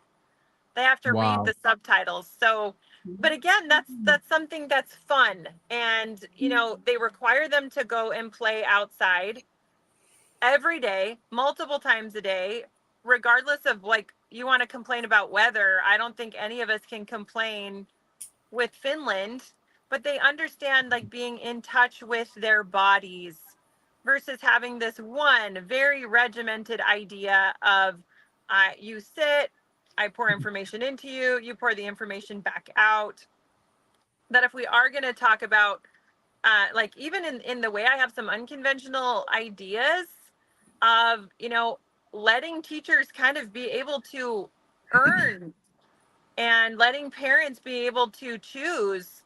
This is a teacher that has a track record of really cultivating a love of the arts and being able to say, like, Arizona does have some really interesting ideas, especially around homeschooling with what are called ESA funds, where they give parents funds to be able to choose. And I, as a homeschool parent, can use some of those government funds for tutoring, for gymnastics, for piano, for like you can get reimbursed even for like a paddle board if that's the curriculum that you've put together for your child, because they're aspiring to be a naturalist. And so, I don't think it's a good idea to put a label on a teacher as like good teacher, bad teacher. Yeah. But I do think cause and effect is an important, like understanding consequences is an important part of society, to be able to choose as a parent and say, I have this government money and I'm going to give it to you. I choose you, teacher, because you have a track record of developing a love of arts, or you're really strong in the sciences, or you're really strong in this area. And that parents can feel like, they're not just stuck with a teacher who's got an attitude problem with their kid from the beginning of the year. And it will give parents, I think, a little bit more hope, even if they have less options because of, their financial situation, their own education situation. I think parents would be more engaged in directing something, orchestrating with the resources still provided by the government, if they actually felt like they could choose.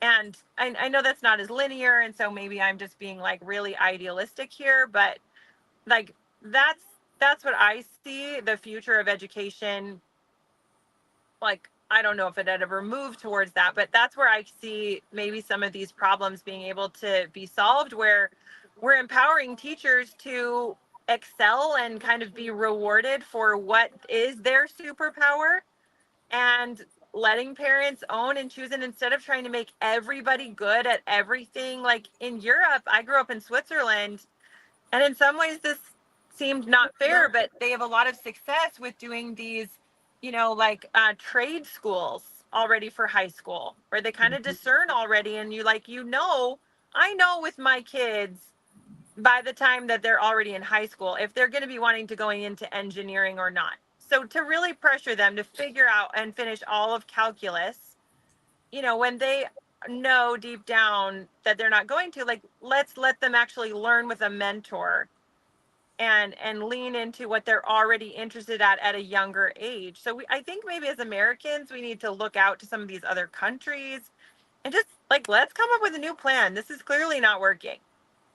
It's funny. You bring something up that, so in my sales community at scale, it's going to go past sales. And I want to dig into personality types and different types of biotypes. And what's funny is when you do the research, there are ancient cultures, I think somewhere in South America, some places in India did this, where they actually segmented their society by what we would call biotypes. So essentially they would look, so they would look at the shape of your hand, the posture of your body, and that would be indicative of your personality type, right? So let's say if you were to go like, the different base personality types that exist, and essentially you would be segmented in the personality into society to fill the role that was best suited for your biology.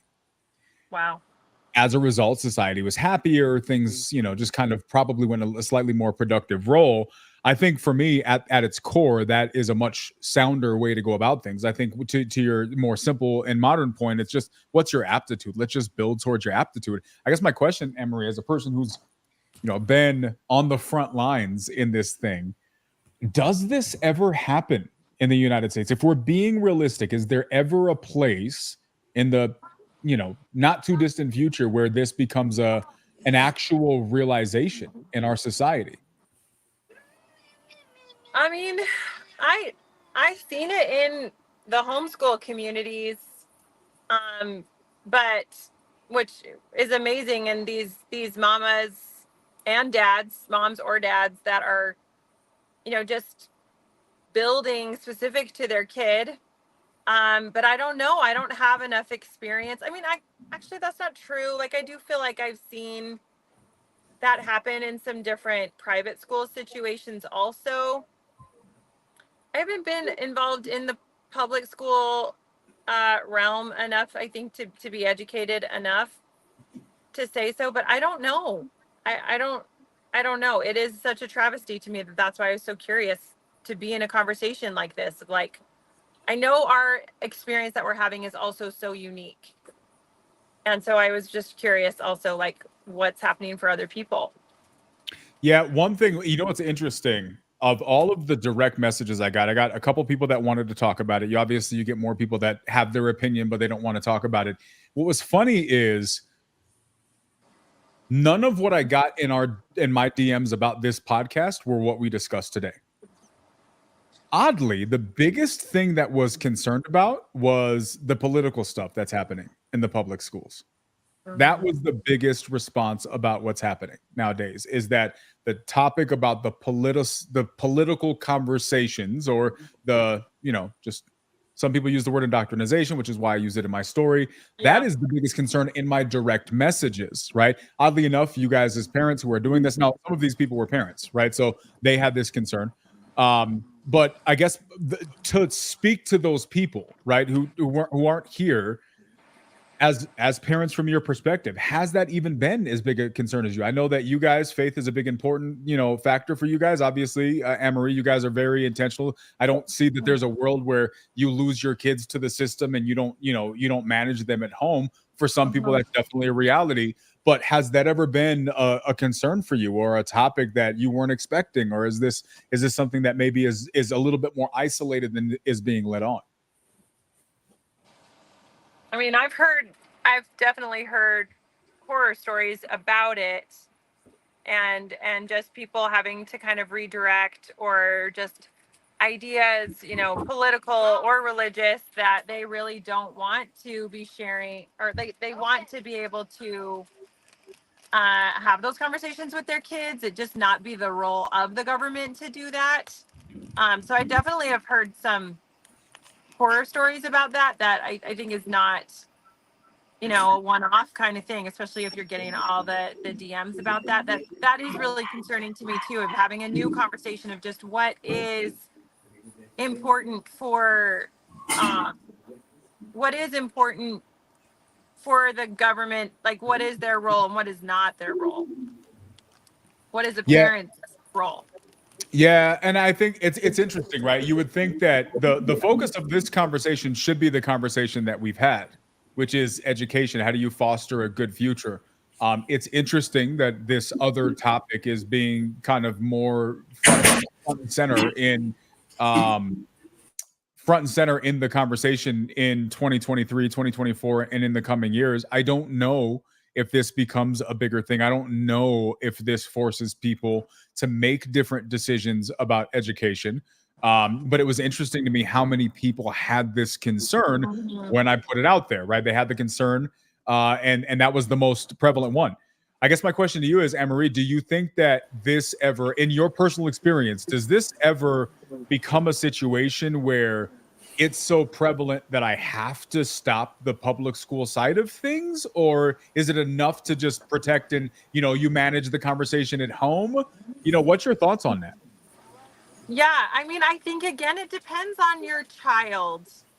It depends on the relationship that you have with your child, and understanding what kind of personality they have, what kind of insecurities they have, whether or not those kinds of ideas they're going to be like readily accepted, or if that's an opportunity depends on their age also. Because, like, to add more complexity, I've had kids that have had different seasons of their life where at this age homeschool was a good option, at that age private school was a good option, and at this age tutoring was a good option.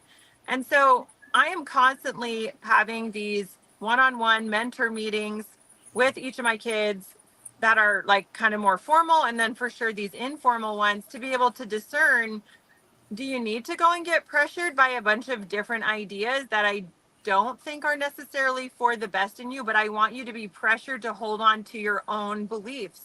I want you to actually ask the questions, and that diversity and being able to hear these different political views is good for them.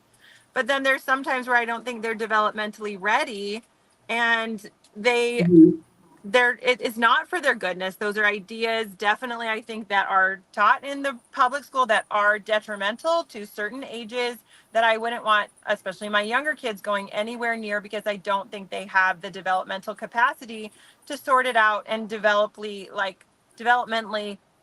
have a sense of self, that it would be more confusing for them. And so I don't agree with the developmental timeline of what I've seen in public school curriculum. I have looked at a lot of curriculum over the years. But to say, I'm not ever going to put my kids in the situation where they're hearing these different ideas, I don't know that that's for their greater good either. Very, very interesting. Ashley, do you have any opinions on this? Looks like Josh was a teacher. So I'm interested in hearing his perspective on this. We're getting closer to the end, but that would be cool. I'd love to hear before we wrap. I'd love to hear Josh as a teacher. I'd love to hear his perspective on it. Josh, I'm going to shoot you the link, man. Ashley, what are your thoughts? Obviously, you have kids that are in public schools. Yeah. So I think I probably have my kids have experienced more unique type of cultures than just your traditional public school, because of the schools that I have put them in. For example, the elementary school that my boys go to, it's a charter school, one-off, very small environment. It tends to be more conservative in their viewpoints. So they're like, I hate to even say this as being conservative, because I think we should all be somewhat patriotic. We should be proud of the country that we go to, right? But they still say the pledge every day. this is controversial, but they still learn cursive. So do my kids. So do my kids. Yeah. Read your own Constitution. I was like, this is super controversial for it seems silly, but yes, they celebrate all of the patriotic holidays. They go all out to celebrate like Veterans Day and so they tend to lean more of the conservative ideology, right? Which I support. And then my daughter went to a very liberal middle school where, and it was in a period of time where, Red for Ed and gun violence and stuff like that were really heavy in the media. And they allowed the students to organize, walkouts, right? Where they're in downtown Phoenix, the school is in downtown Phoenix, and these kids are walking out in support of Red for Ed, which was, I don't know if anybody remembers, but like supporting teachers getting more pay, and then gun violence in schools and advocating for more gun control. They actually had bathrooms that are like non-gender stereotype bathrooms. So very, very liberal school that she went to from 5th through 8th grade. And it sparked a lot of really great conversation at home. But I definitely think those two like polarizing experiences that I have had were one's extremely conservative, and she went there when she was younger. And then the, extremely liberal school where, she's gotten very different perspectives and ideas. And, but it's helped to like build and inform the person that she is today. But also it also helped us have a lot of really great conversations at home. And I've always tried to play like devil's advocate and not just give my personal opinion, because your children collect data from more than just their parents. They collect it from school, they collect it from their friends get it from their families and their parents. And so it just goes to like continuing to have good conversations with your kids about these topics and treating them like human beings and not just children, like having these conversations as things come up to help inform them on both sides of the aisle. Because the great thing is they become their own people with their own ideas and their own opinions, and they're informed from so many different sources, right? And so I've experienced very different polarization, but I like having the conversations with them and hearing their perspectives and then saying, okay, well, what about this? Because this is something that you seem to be missing, right? So very, very interesting. Josh, welcome to the show, brother. Appreciate you coming up. Obviously you mentioned in the comments that you were a teacher. You walked away from teaching, it sounds like, because of some of the things that were happening. Is that the situation? Not exactly. So can you guys hear me okay? Yeah. Perfect. So I worked at a school district for 13 years. It is basically the family business in the small town I'm in. So my whole family has been teachers. I was the district student data person who reported to the state and the feds all the student information for funding and other things. So from my experience in my sister's still there. My brother left. He was a teacher. He ended up going to California of all places, which is kind of interesting.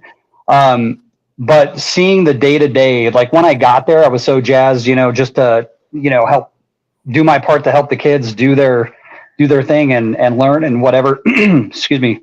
It was fun to be a part of that. And it was weird though, because I was in real estate before, and then I went to that, and I was just shocked at all of the red tape, and you couldn't do anything to advance really any kind of creative anything really, because it's so regulated from a funding perspective. So the feds will dangle a carrot in front of you saying, hey, yeah, we'll give you this these fundings if you'll do X. So what happens is the schools get so addicted to that funding that if they go out of bounds, they lose millions of dollars, not just chump change, like real money goes away. and even beneficial programs like the title programs and things like that. If you don't follow their, their rules, they cut your funding. So same thing from the state perspective, where if you are, your kids, most of the kids are good, really, but they're bored out of their minds, and you can't really do anything with them because, and people always say teaching to the test. That's a real thing.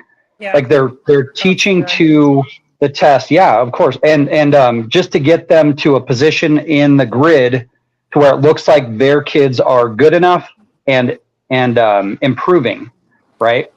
In the quadrant. So it's like think of a quadrant. They wanted them in the upper right-hand corner. If they had, kids that were, and there's very few of them up there, by the way, in the upper right-hand corner, quadrant. They would look at their progress throughout the year. They, started towards the lower middle, really, and then kind of migrated their way up. And if they saw an improvement of a certain percentage, the teachers would qualify for like a bonus, right? In Arizona, they call it 301 money. But if they didn't, well, they still got a way around that.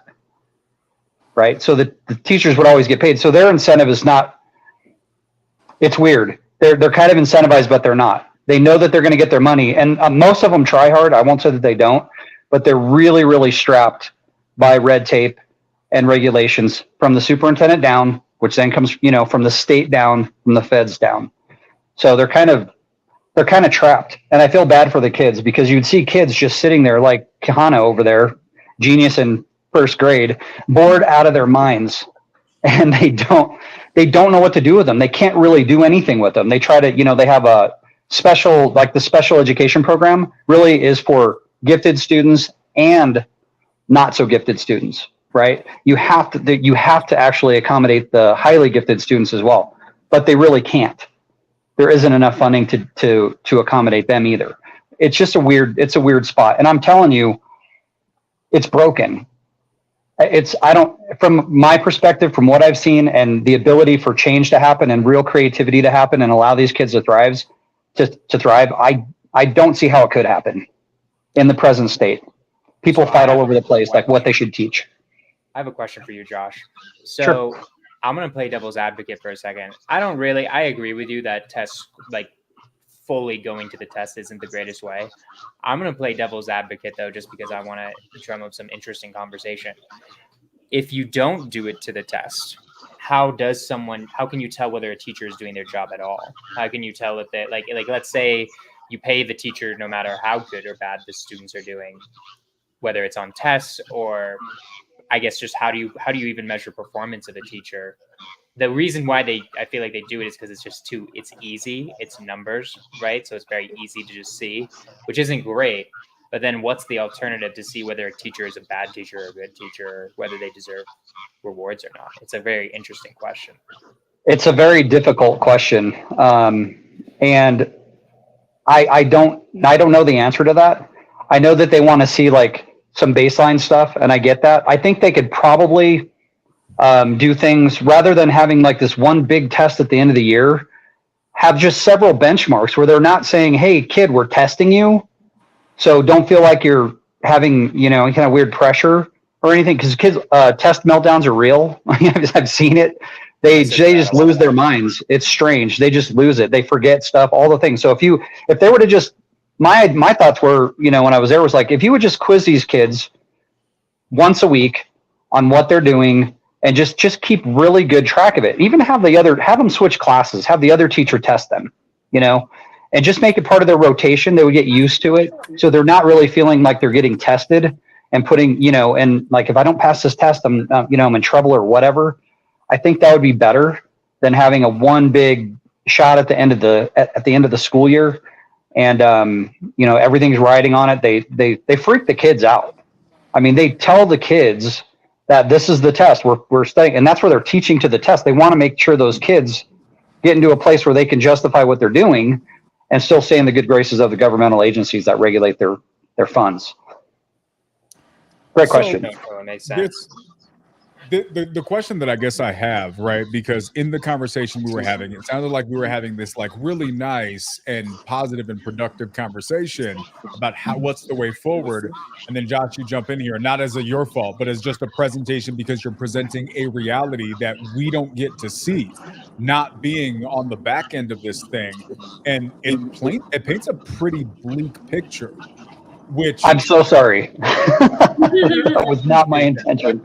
No, but this is the truth of the reality, right? Because you have the Anne-Maries and the Ashleys and the millions of other mothers and fathers out there who are trying to figure out how to make this work, and they're not salmon. They don't know how to swim up a waterfall, right? But that's what they're tasked with. And then what they don't realize is that on the back end, the reason this is happening, it sounds like is partially or maybe largely due to the way the system is built. It's not built for the winning of the individual student. It's built for the winning of the appearance of a system. Is that more or less the takeaway?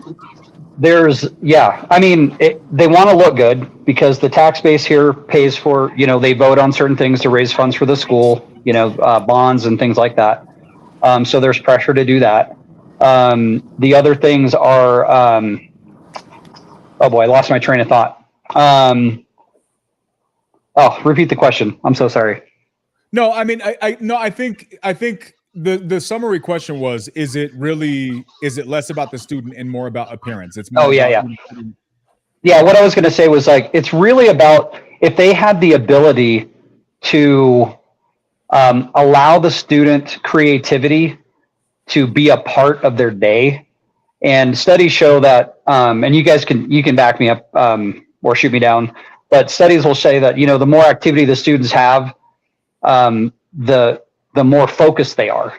Like, so you try to have, the state law here in Arizona is like, I think it was, they have to have 2 recesses a day, at least 20 minutes long. It's not enough because like they just, they let them run around for a little bit and they come in, which is helpful, but they have so much energy to do X, Y, Z. And they have the kids marching in the hallway, go from here, go to there, stay in a line, listen to the person telling them what to do, sit down. Okay, it's time for lunch. Everybody go. There's zero room for creativity. Now, part of that is disciplinary issues. And if you're think of it like the mass, like the need of the many outweigh the needs of the few is really kind of what it comes down to. There are a lot of crazy kids that just have so much, not crazy in the sense like they have so much energy, they can't sit and learn. They disrupt the entire class. And again, my sister being a teacher, she said like this year was her worst. I hope she didn't watch this. It's her worst year ever. Her kids were just constantly in a state of structure, of discipline, because there was zero control. They would come in and they were completely out of whack. And I can tell you that a huge part of that, like you could see it building for years. Like again, I was there 13 years. You could see it building. And then to throw the COVID name out there, when COVID hit, everything got wrecked. Like literally everything got wrecked. We were one of those schools that went to laptops. Every kid got a laptop. And if they didn't have Wi-Fi at home, the school paid for hotspots. So things like that. And the engagement went down to nothing. Kids were disappearing. They were absent all the time. They literally lost 2.5 years of any education. And then they came back and they were a different animal. They were completely different kids that were really good in school before and really into it and all that stuff. They came back, were getting C's and D's and F's. Interesting. Yeah, it's such a drastic change environment without being able to assimilate that. I think that's going to be tough for anybody. So we're getting towards the top of the hour here, guys. I'd love to get some takeaways from anybody. Here's my big one, and I would love to hear anybody else's thoughts on this. Like when we have these conversations, for me, I always look at what's the light at the end of the tunnel. What's our takeaway? How do we grow and improve from this? How do we impact positively as a result?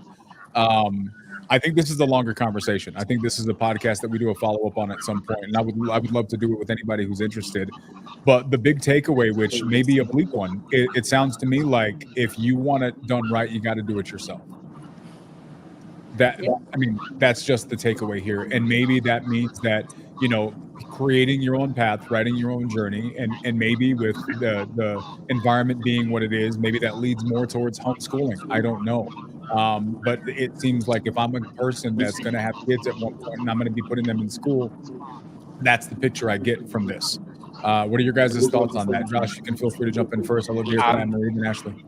So what I would say is that if I had the ability, looking back, to change anything, it would be, well, two things. One, I would not put my kids in public school, knowing what I know right now.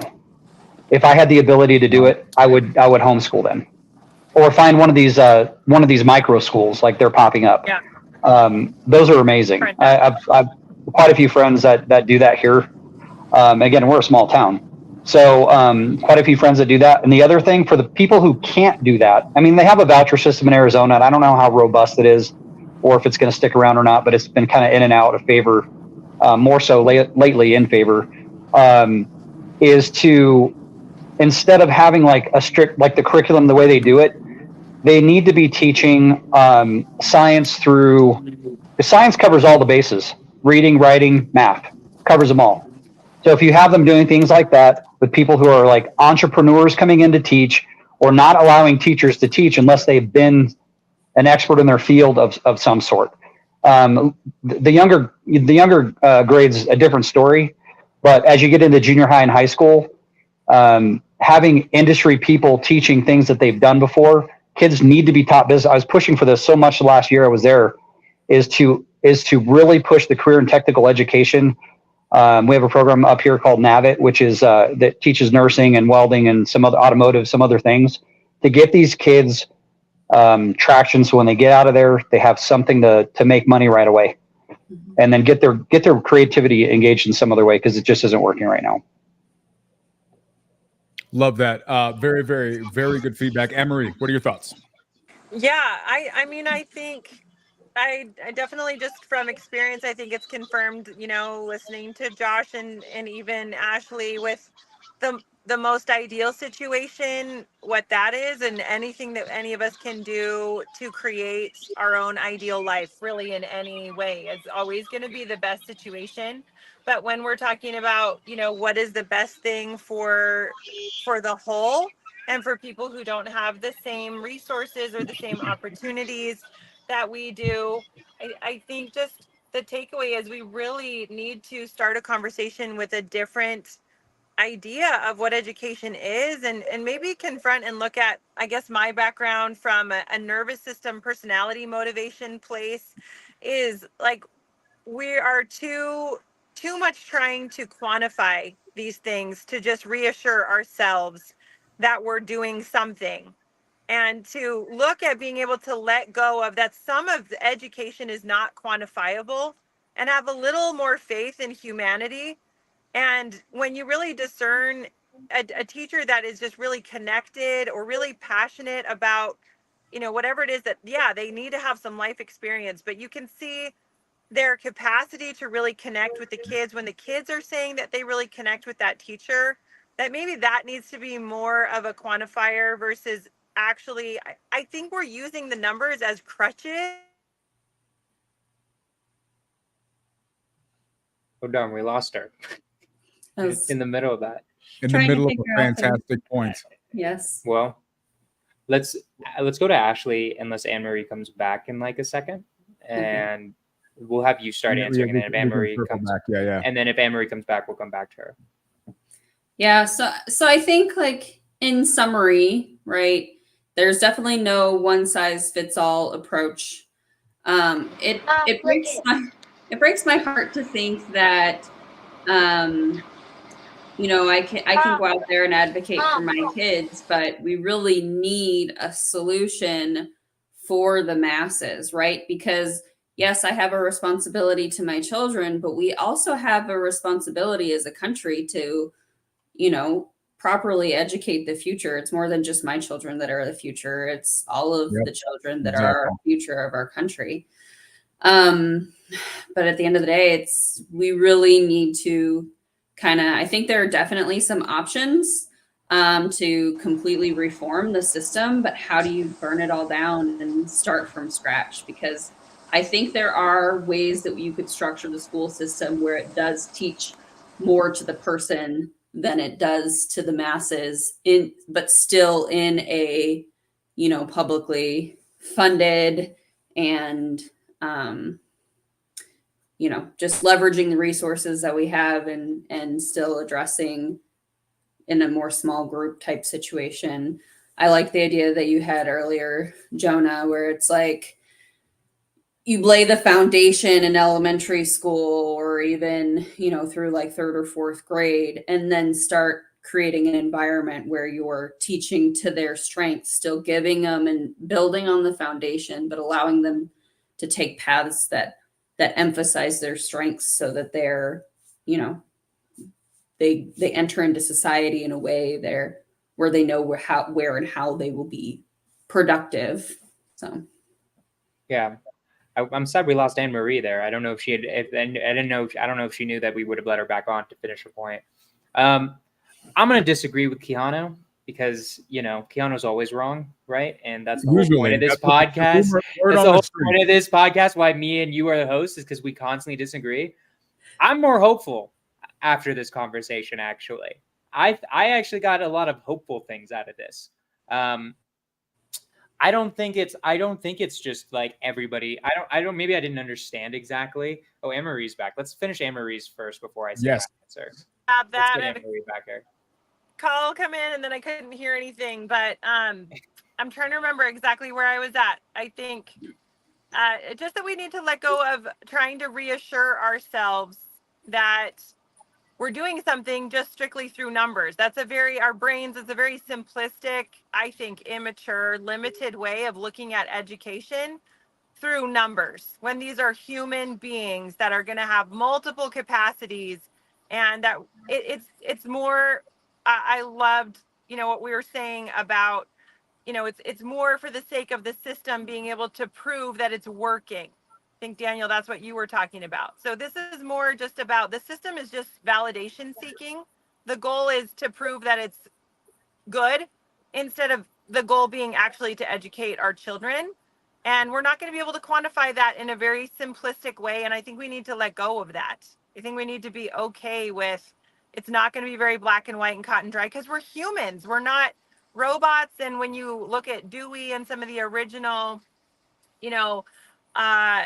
creators of this system, they were trying to create a system of employees. They were trying to literally do an assembly line, and assembly lines are not humans. We're not cars. We're not all built exactly the same way. So the system was set up to fail. The system was set up for a wrong thing. And that's my takeaway, my confirmation, I guess, by this conversation is just, it's so sad because it's like at the expense of these really complex little humans that I have like in the background here, and they only get one chance. Right. Yeah, I love that. Before I disagree with Jonah's disagreement with what I said, I didn't even finish my disagreement though. God damn it! I just started the disagreement. Right? I'm obviously gonna give Anne Marie her chance to finish her point. Of course. But we gotta start with I gotta actually finish the disagreement. So, anywho, I wanted to specifically disagree with Keanu because it's funny, right? I'm more hopeful. Like, I'm the opposite of you, Keanu. Like, I stayed in every single grade. I am smart, but I didn't skip any grades. But I did really well in the public school system that I was in. I was in an incredible public school system. Don't get me wrong. My parents did a lot of things to make sure I went to a really good public school, right? And it worked really well for my personality type. What I got away from this, which was like something I at least didn't think about, was which I really liked, was when Anne Marie was talking about how she very consciously thought about what would be best for each kid. I think what this conversation did for the entire world, when we get, 1 million people watching this someday, right, is the fact that the point is that no matter which system you choose, you should think about different types of systems. Not everyone has to go to public school. Not everyone has to go to private school. it should be more normalized to do different methods, tutors, private school, charter schools. We talked about like so many different methods, right? I think it should almost be, I think like it should be mandatory that if you have a kid, you have to like give them some sort of personality test. I don't know, like a personality test that like, and then there's recommendations given to the parent of being like, hey, based on X, Y, and Z, we think it'd probably be best if you did public school or did this, or like it could be a bunch of different things, your income, like there could be a bunch of different factors. I don't know exactly how to do it, right? I know Josh is like, dude, we don't need another test. We need we need better systems, right? But in my opinion, I think that would be the one thing that I think is pretty practical and pretty solvable that I think like the government could do to help all parents like make a correct decision of how and where they should send their kids, right? I think that is, it was like going back to your earlier question, Keanu, about like, so like, what do we do about all this? I think that's very solvable. I don't think it would cost that much money. And also I feel like we could do that in America.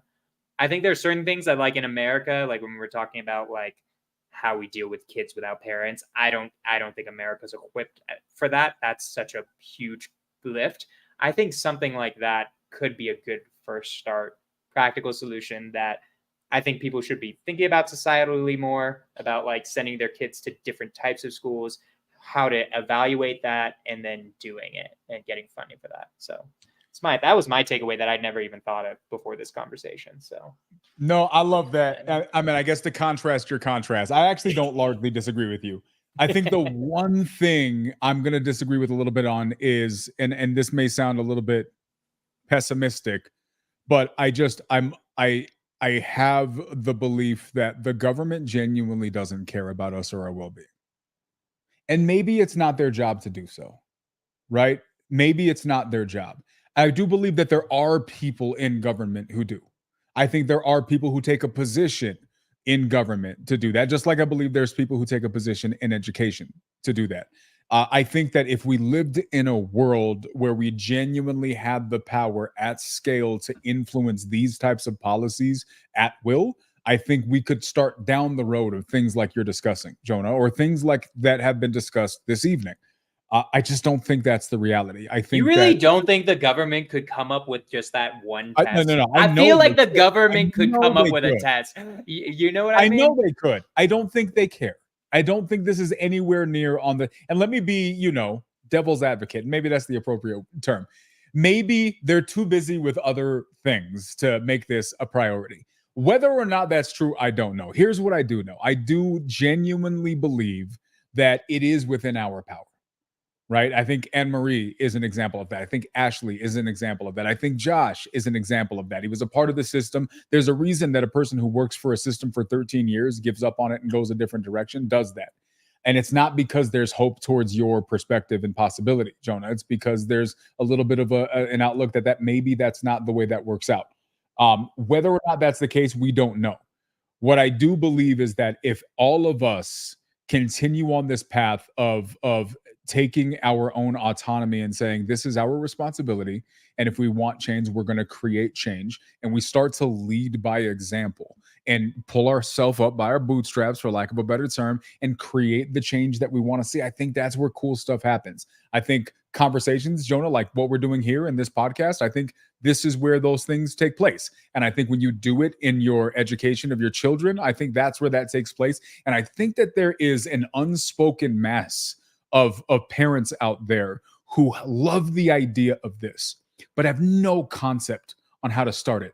And they need the Nortons, right? They need the Coles. They need the Josh Smiths of the world who have the wherewithal to start this trend. And when they see it, they'll grasp on. I think there's a hunger for it. There's an absolute obvious need for it. And I think if maybe the best way to continue this conversation from my point of view is to just be the change, right? For lack of a more appropriate term. And I think So did you make yourself the first and last out of all that, so everyone would remember your perspective more than anyone else's? I'm just gonna throw it out. I mean, there. I do teach a conspiracy theory. I do teach a communications course, Jonah. I mean, I think you just did that, so they like your perspective more than mine. I'm gonna throw it out there. Guys, go back and vote. If you listen to his again, before you walk away. Sabotaging me every single moment. His again. Look, I'm gonna throw it out there. I'm not gonna say it. I was about to say I love the government. I think it's the greatest thing. No, just kidding. I'm glad you do. That's a whole another conversation. Okay, we should start wrapping this up. Let's wrap it now. Ashley, you're awesome. Thank you so much for hanging out with us. We appreciate you. We love you. Thank you, Ashley. Thank you, Josh. Thank you, Anne Marie. I know Anne Marie left, but we want to thank you guys. All right, so final thoughts before we wrap up, bro. Real quick. I want to say we didn't even get to college. We just did K through 12, the entire thing. We'll have to do it again. We'll have to continue specifically on college. I think that was great. That was really, I learned a lot. I thought there were a lot of things that I didn't take into perspective before. I really loved that conversation, to be honest. I think that was a really actually productive one. Last week was funny, but it was just a good time. It was just a good time. Exactly. So you and I didn't talk about next week's topic at all, but I was looking through this. I'm gonna throw some suggestions out here for next week. Here's the one that I think, based on our notes section, would be a funny one to switch this up because it's kind of serious, kind of not.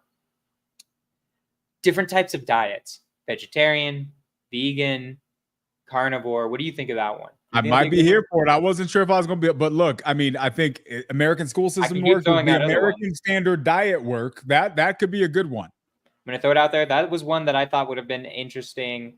Some of our other ideas, we could get a little bit businessy and be kind of the future of jobs, of where artificial intelligence is going to take. I kind of went into this tangent a little bit at the very beginning. That could have been a teaser going more into that route of what are we going to do when AI takes over all these jobs? Because that's inevitable, at least in my opinion. It's inevitable that if you're a janitor, your job's going to get replaced. If you're a factory worker, it literally already is replaced. Okay, literally. So option one is diets. Let's get into the diets. What works, what doesn't. Option two, AI. Do you have another option, or are those? I have a ton of them. I mean, I'm just looking at our notes, right? Let's do this. We get political. Okay. Where would you go with politics? Politics. So what did we have written down for politics? This one would require us to do research. Nobody wants to do that. I was thinking of China invading Taiwan, but that's not a controversial thing. I don't like that as much. Okay. Let's see here. Oh, sorry. Hold on. Guys, how about this? Guys, if you have an opinion on this topic, in the comments, put a little bit of a running tally. Do you guys want to get into diets? Carnivore, vegetarian, standard American diet? Is it killing us? We could do a conspiracy one. Ooh, what would the conspiracy be? We could just do 9/11. Was it real? Did it happen? Wow, you going off the deep end. There's the 9/11 one. I don't know. We got a few conspiracies on here too. So if you guys we have a running list of random topics that we've added in there. We have so many different ones. We wrote down, this is so funny. Is magic real? Why did we write that down? Do you believe it's magic? Did you write down is magic real? I did not write that down. Who has access to this list? Let's do this. Guys, I want to hear from y'all. Jonah, let's let them. Do you guys want to talk about, you want to go into some diet stuff? How to take care of yourself? Do you want to go into some political stuff? You want to go into some crazy conspiracy stuff? Guys, give us a feedback. What would you guys like us to talk about next week on the Prophet and Paradox podcast? I'm interested to see what they say. And if not, we'll pull. Let's let people go and put some votes in, and then we'll check back in through the week, and then we'll make a decision. We'll make an announcement over the weekend. Yeah, I love it. Another good week. Any final thoughts, Jonah? Great. I really like that a lot. I think that was good. DM us on Instagram if you guys have any ideas. Give us your ideas as well. If you have a really topic you want us to talk about, we want to talk about what you guys are interested in, right? Obviously, me and Kahana are going to talk about topics we are interested in. I think we're getting into a flow. I like having a few guests on. I think that's good. I think it's good to get different perspectives of people who know more than us. I really liked having Anne Marie on with 10 kids. That's really interesting idea. Fantastic perspective. That taught me a lot. So I like the idea of getting people on with perspectives of who actually have good perspectives too.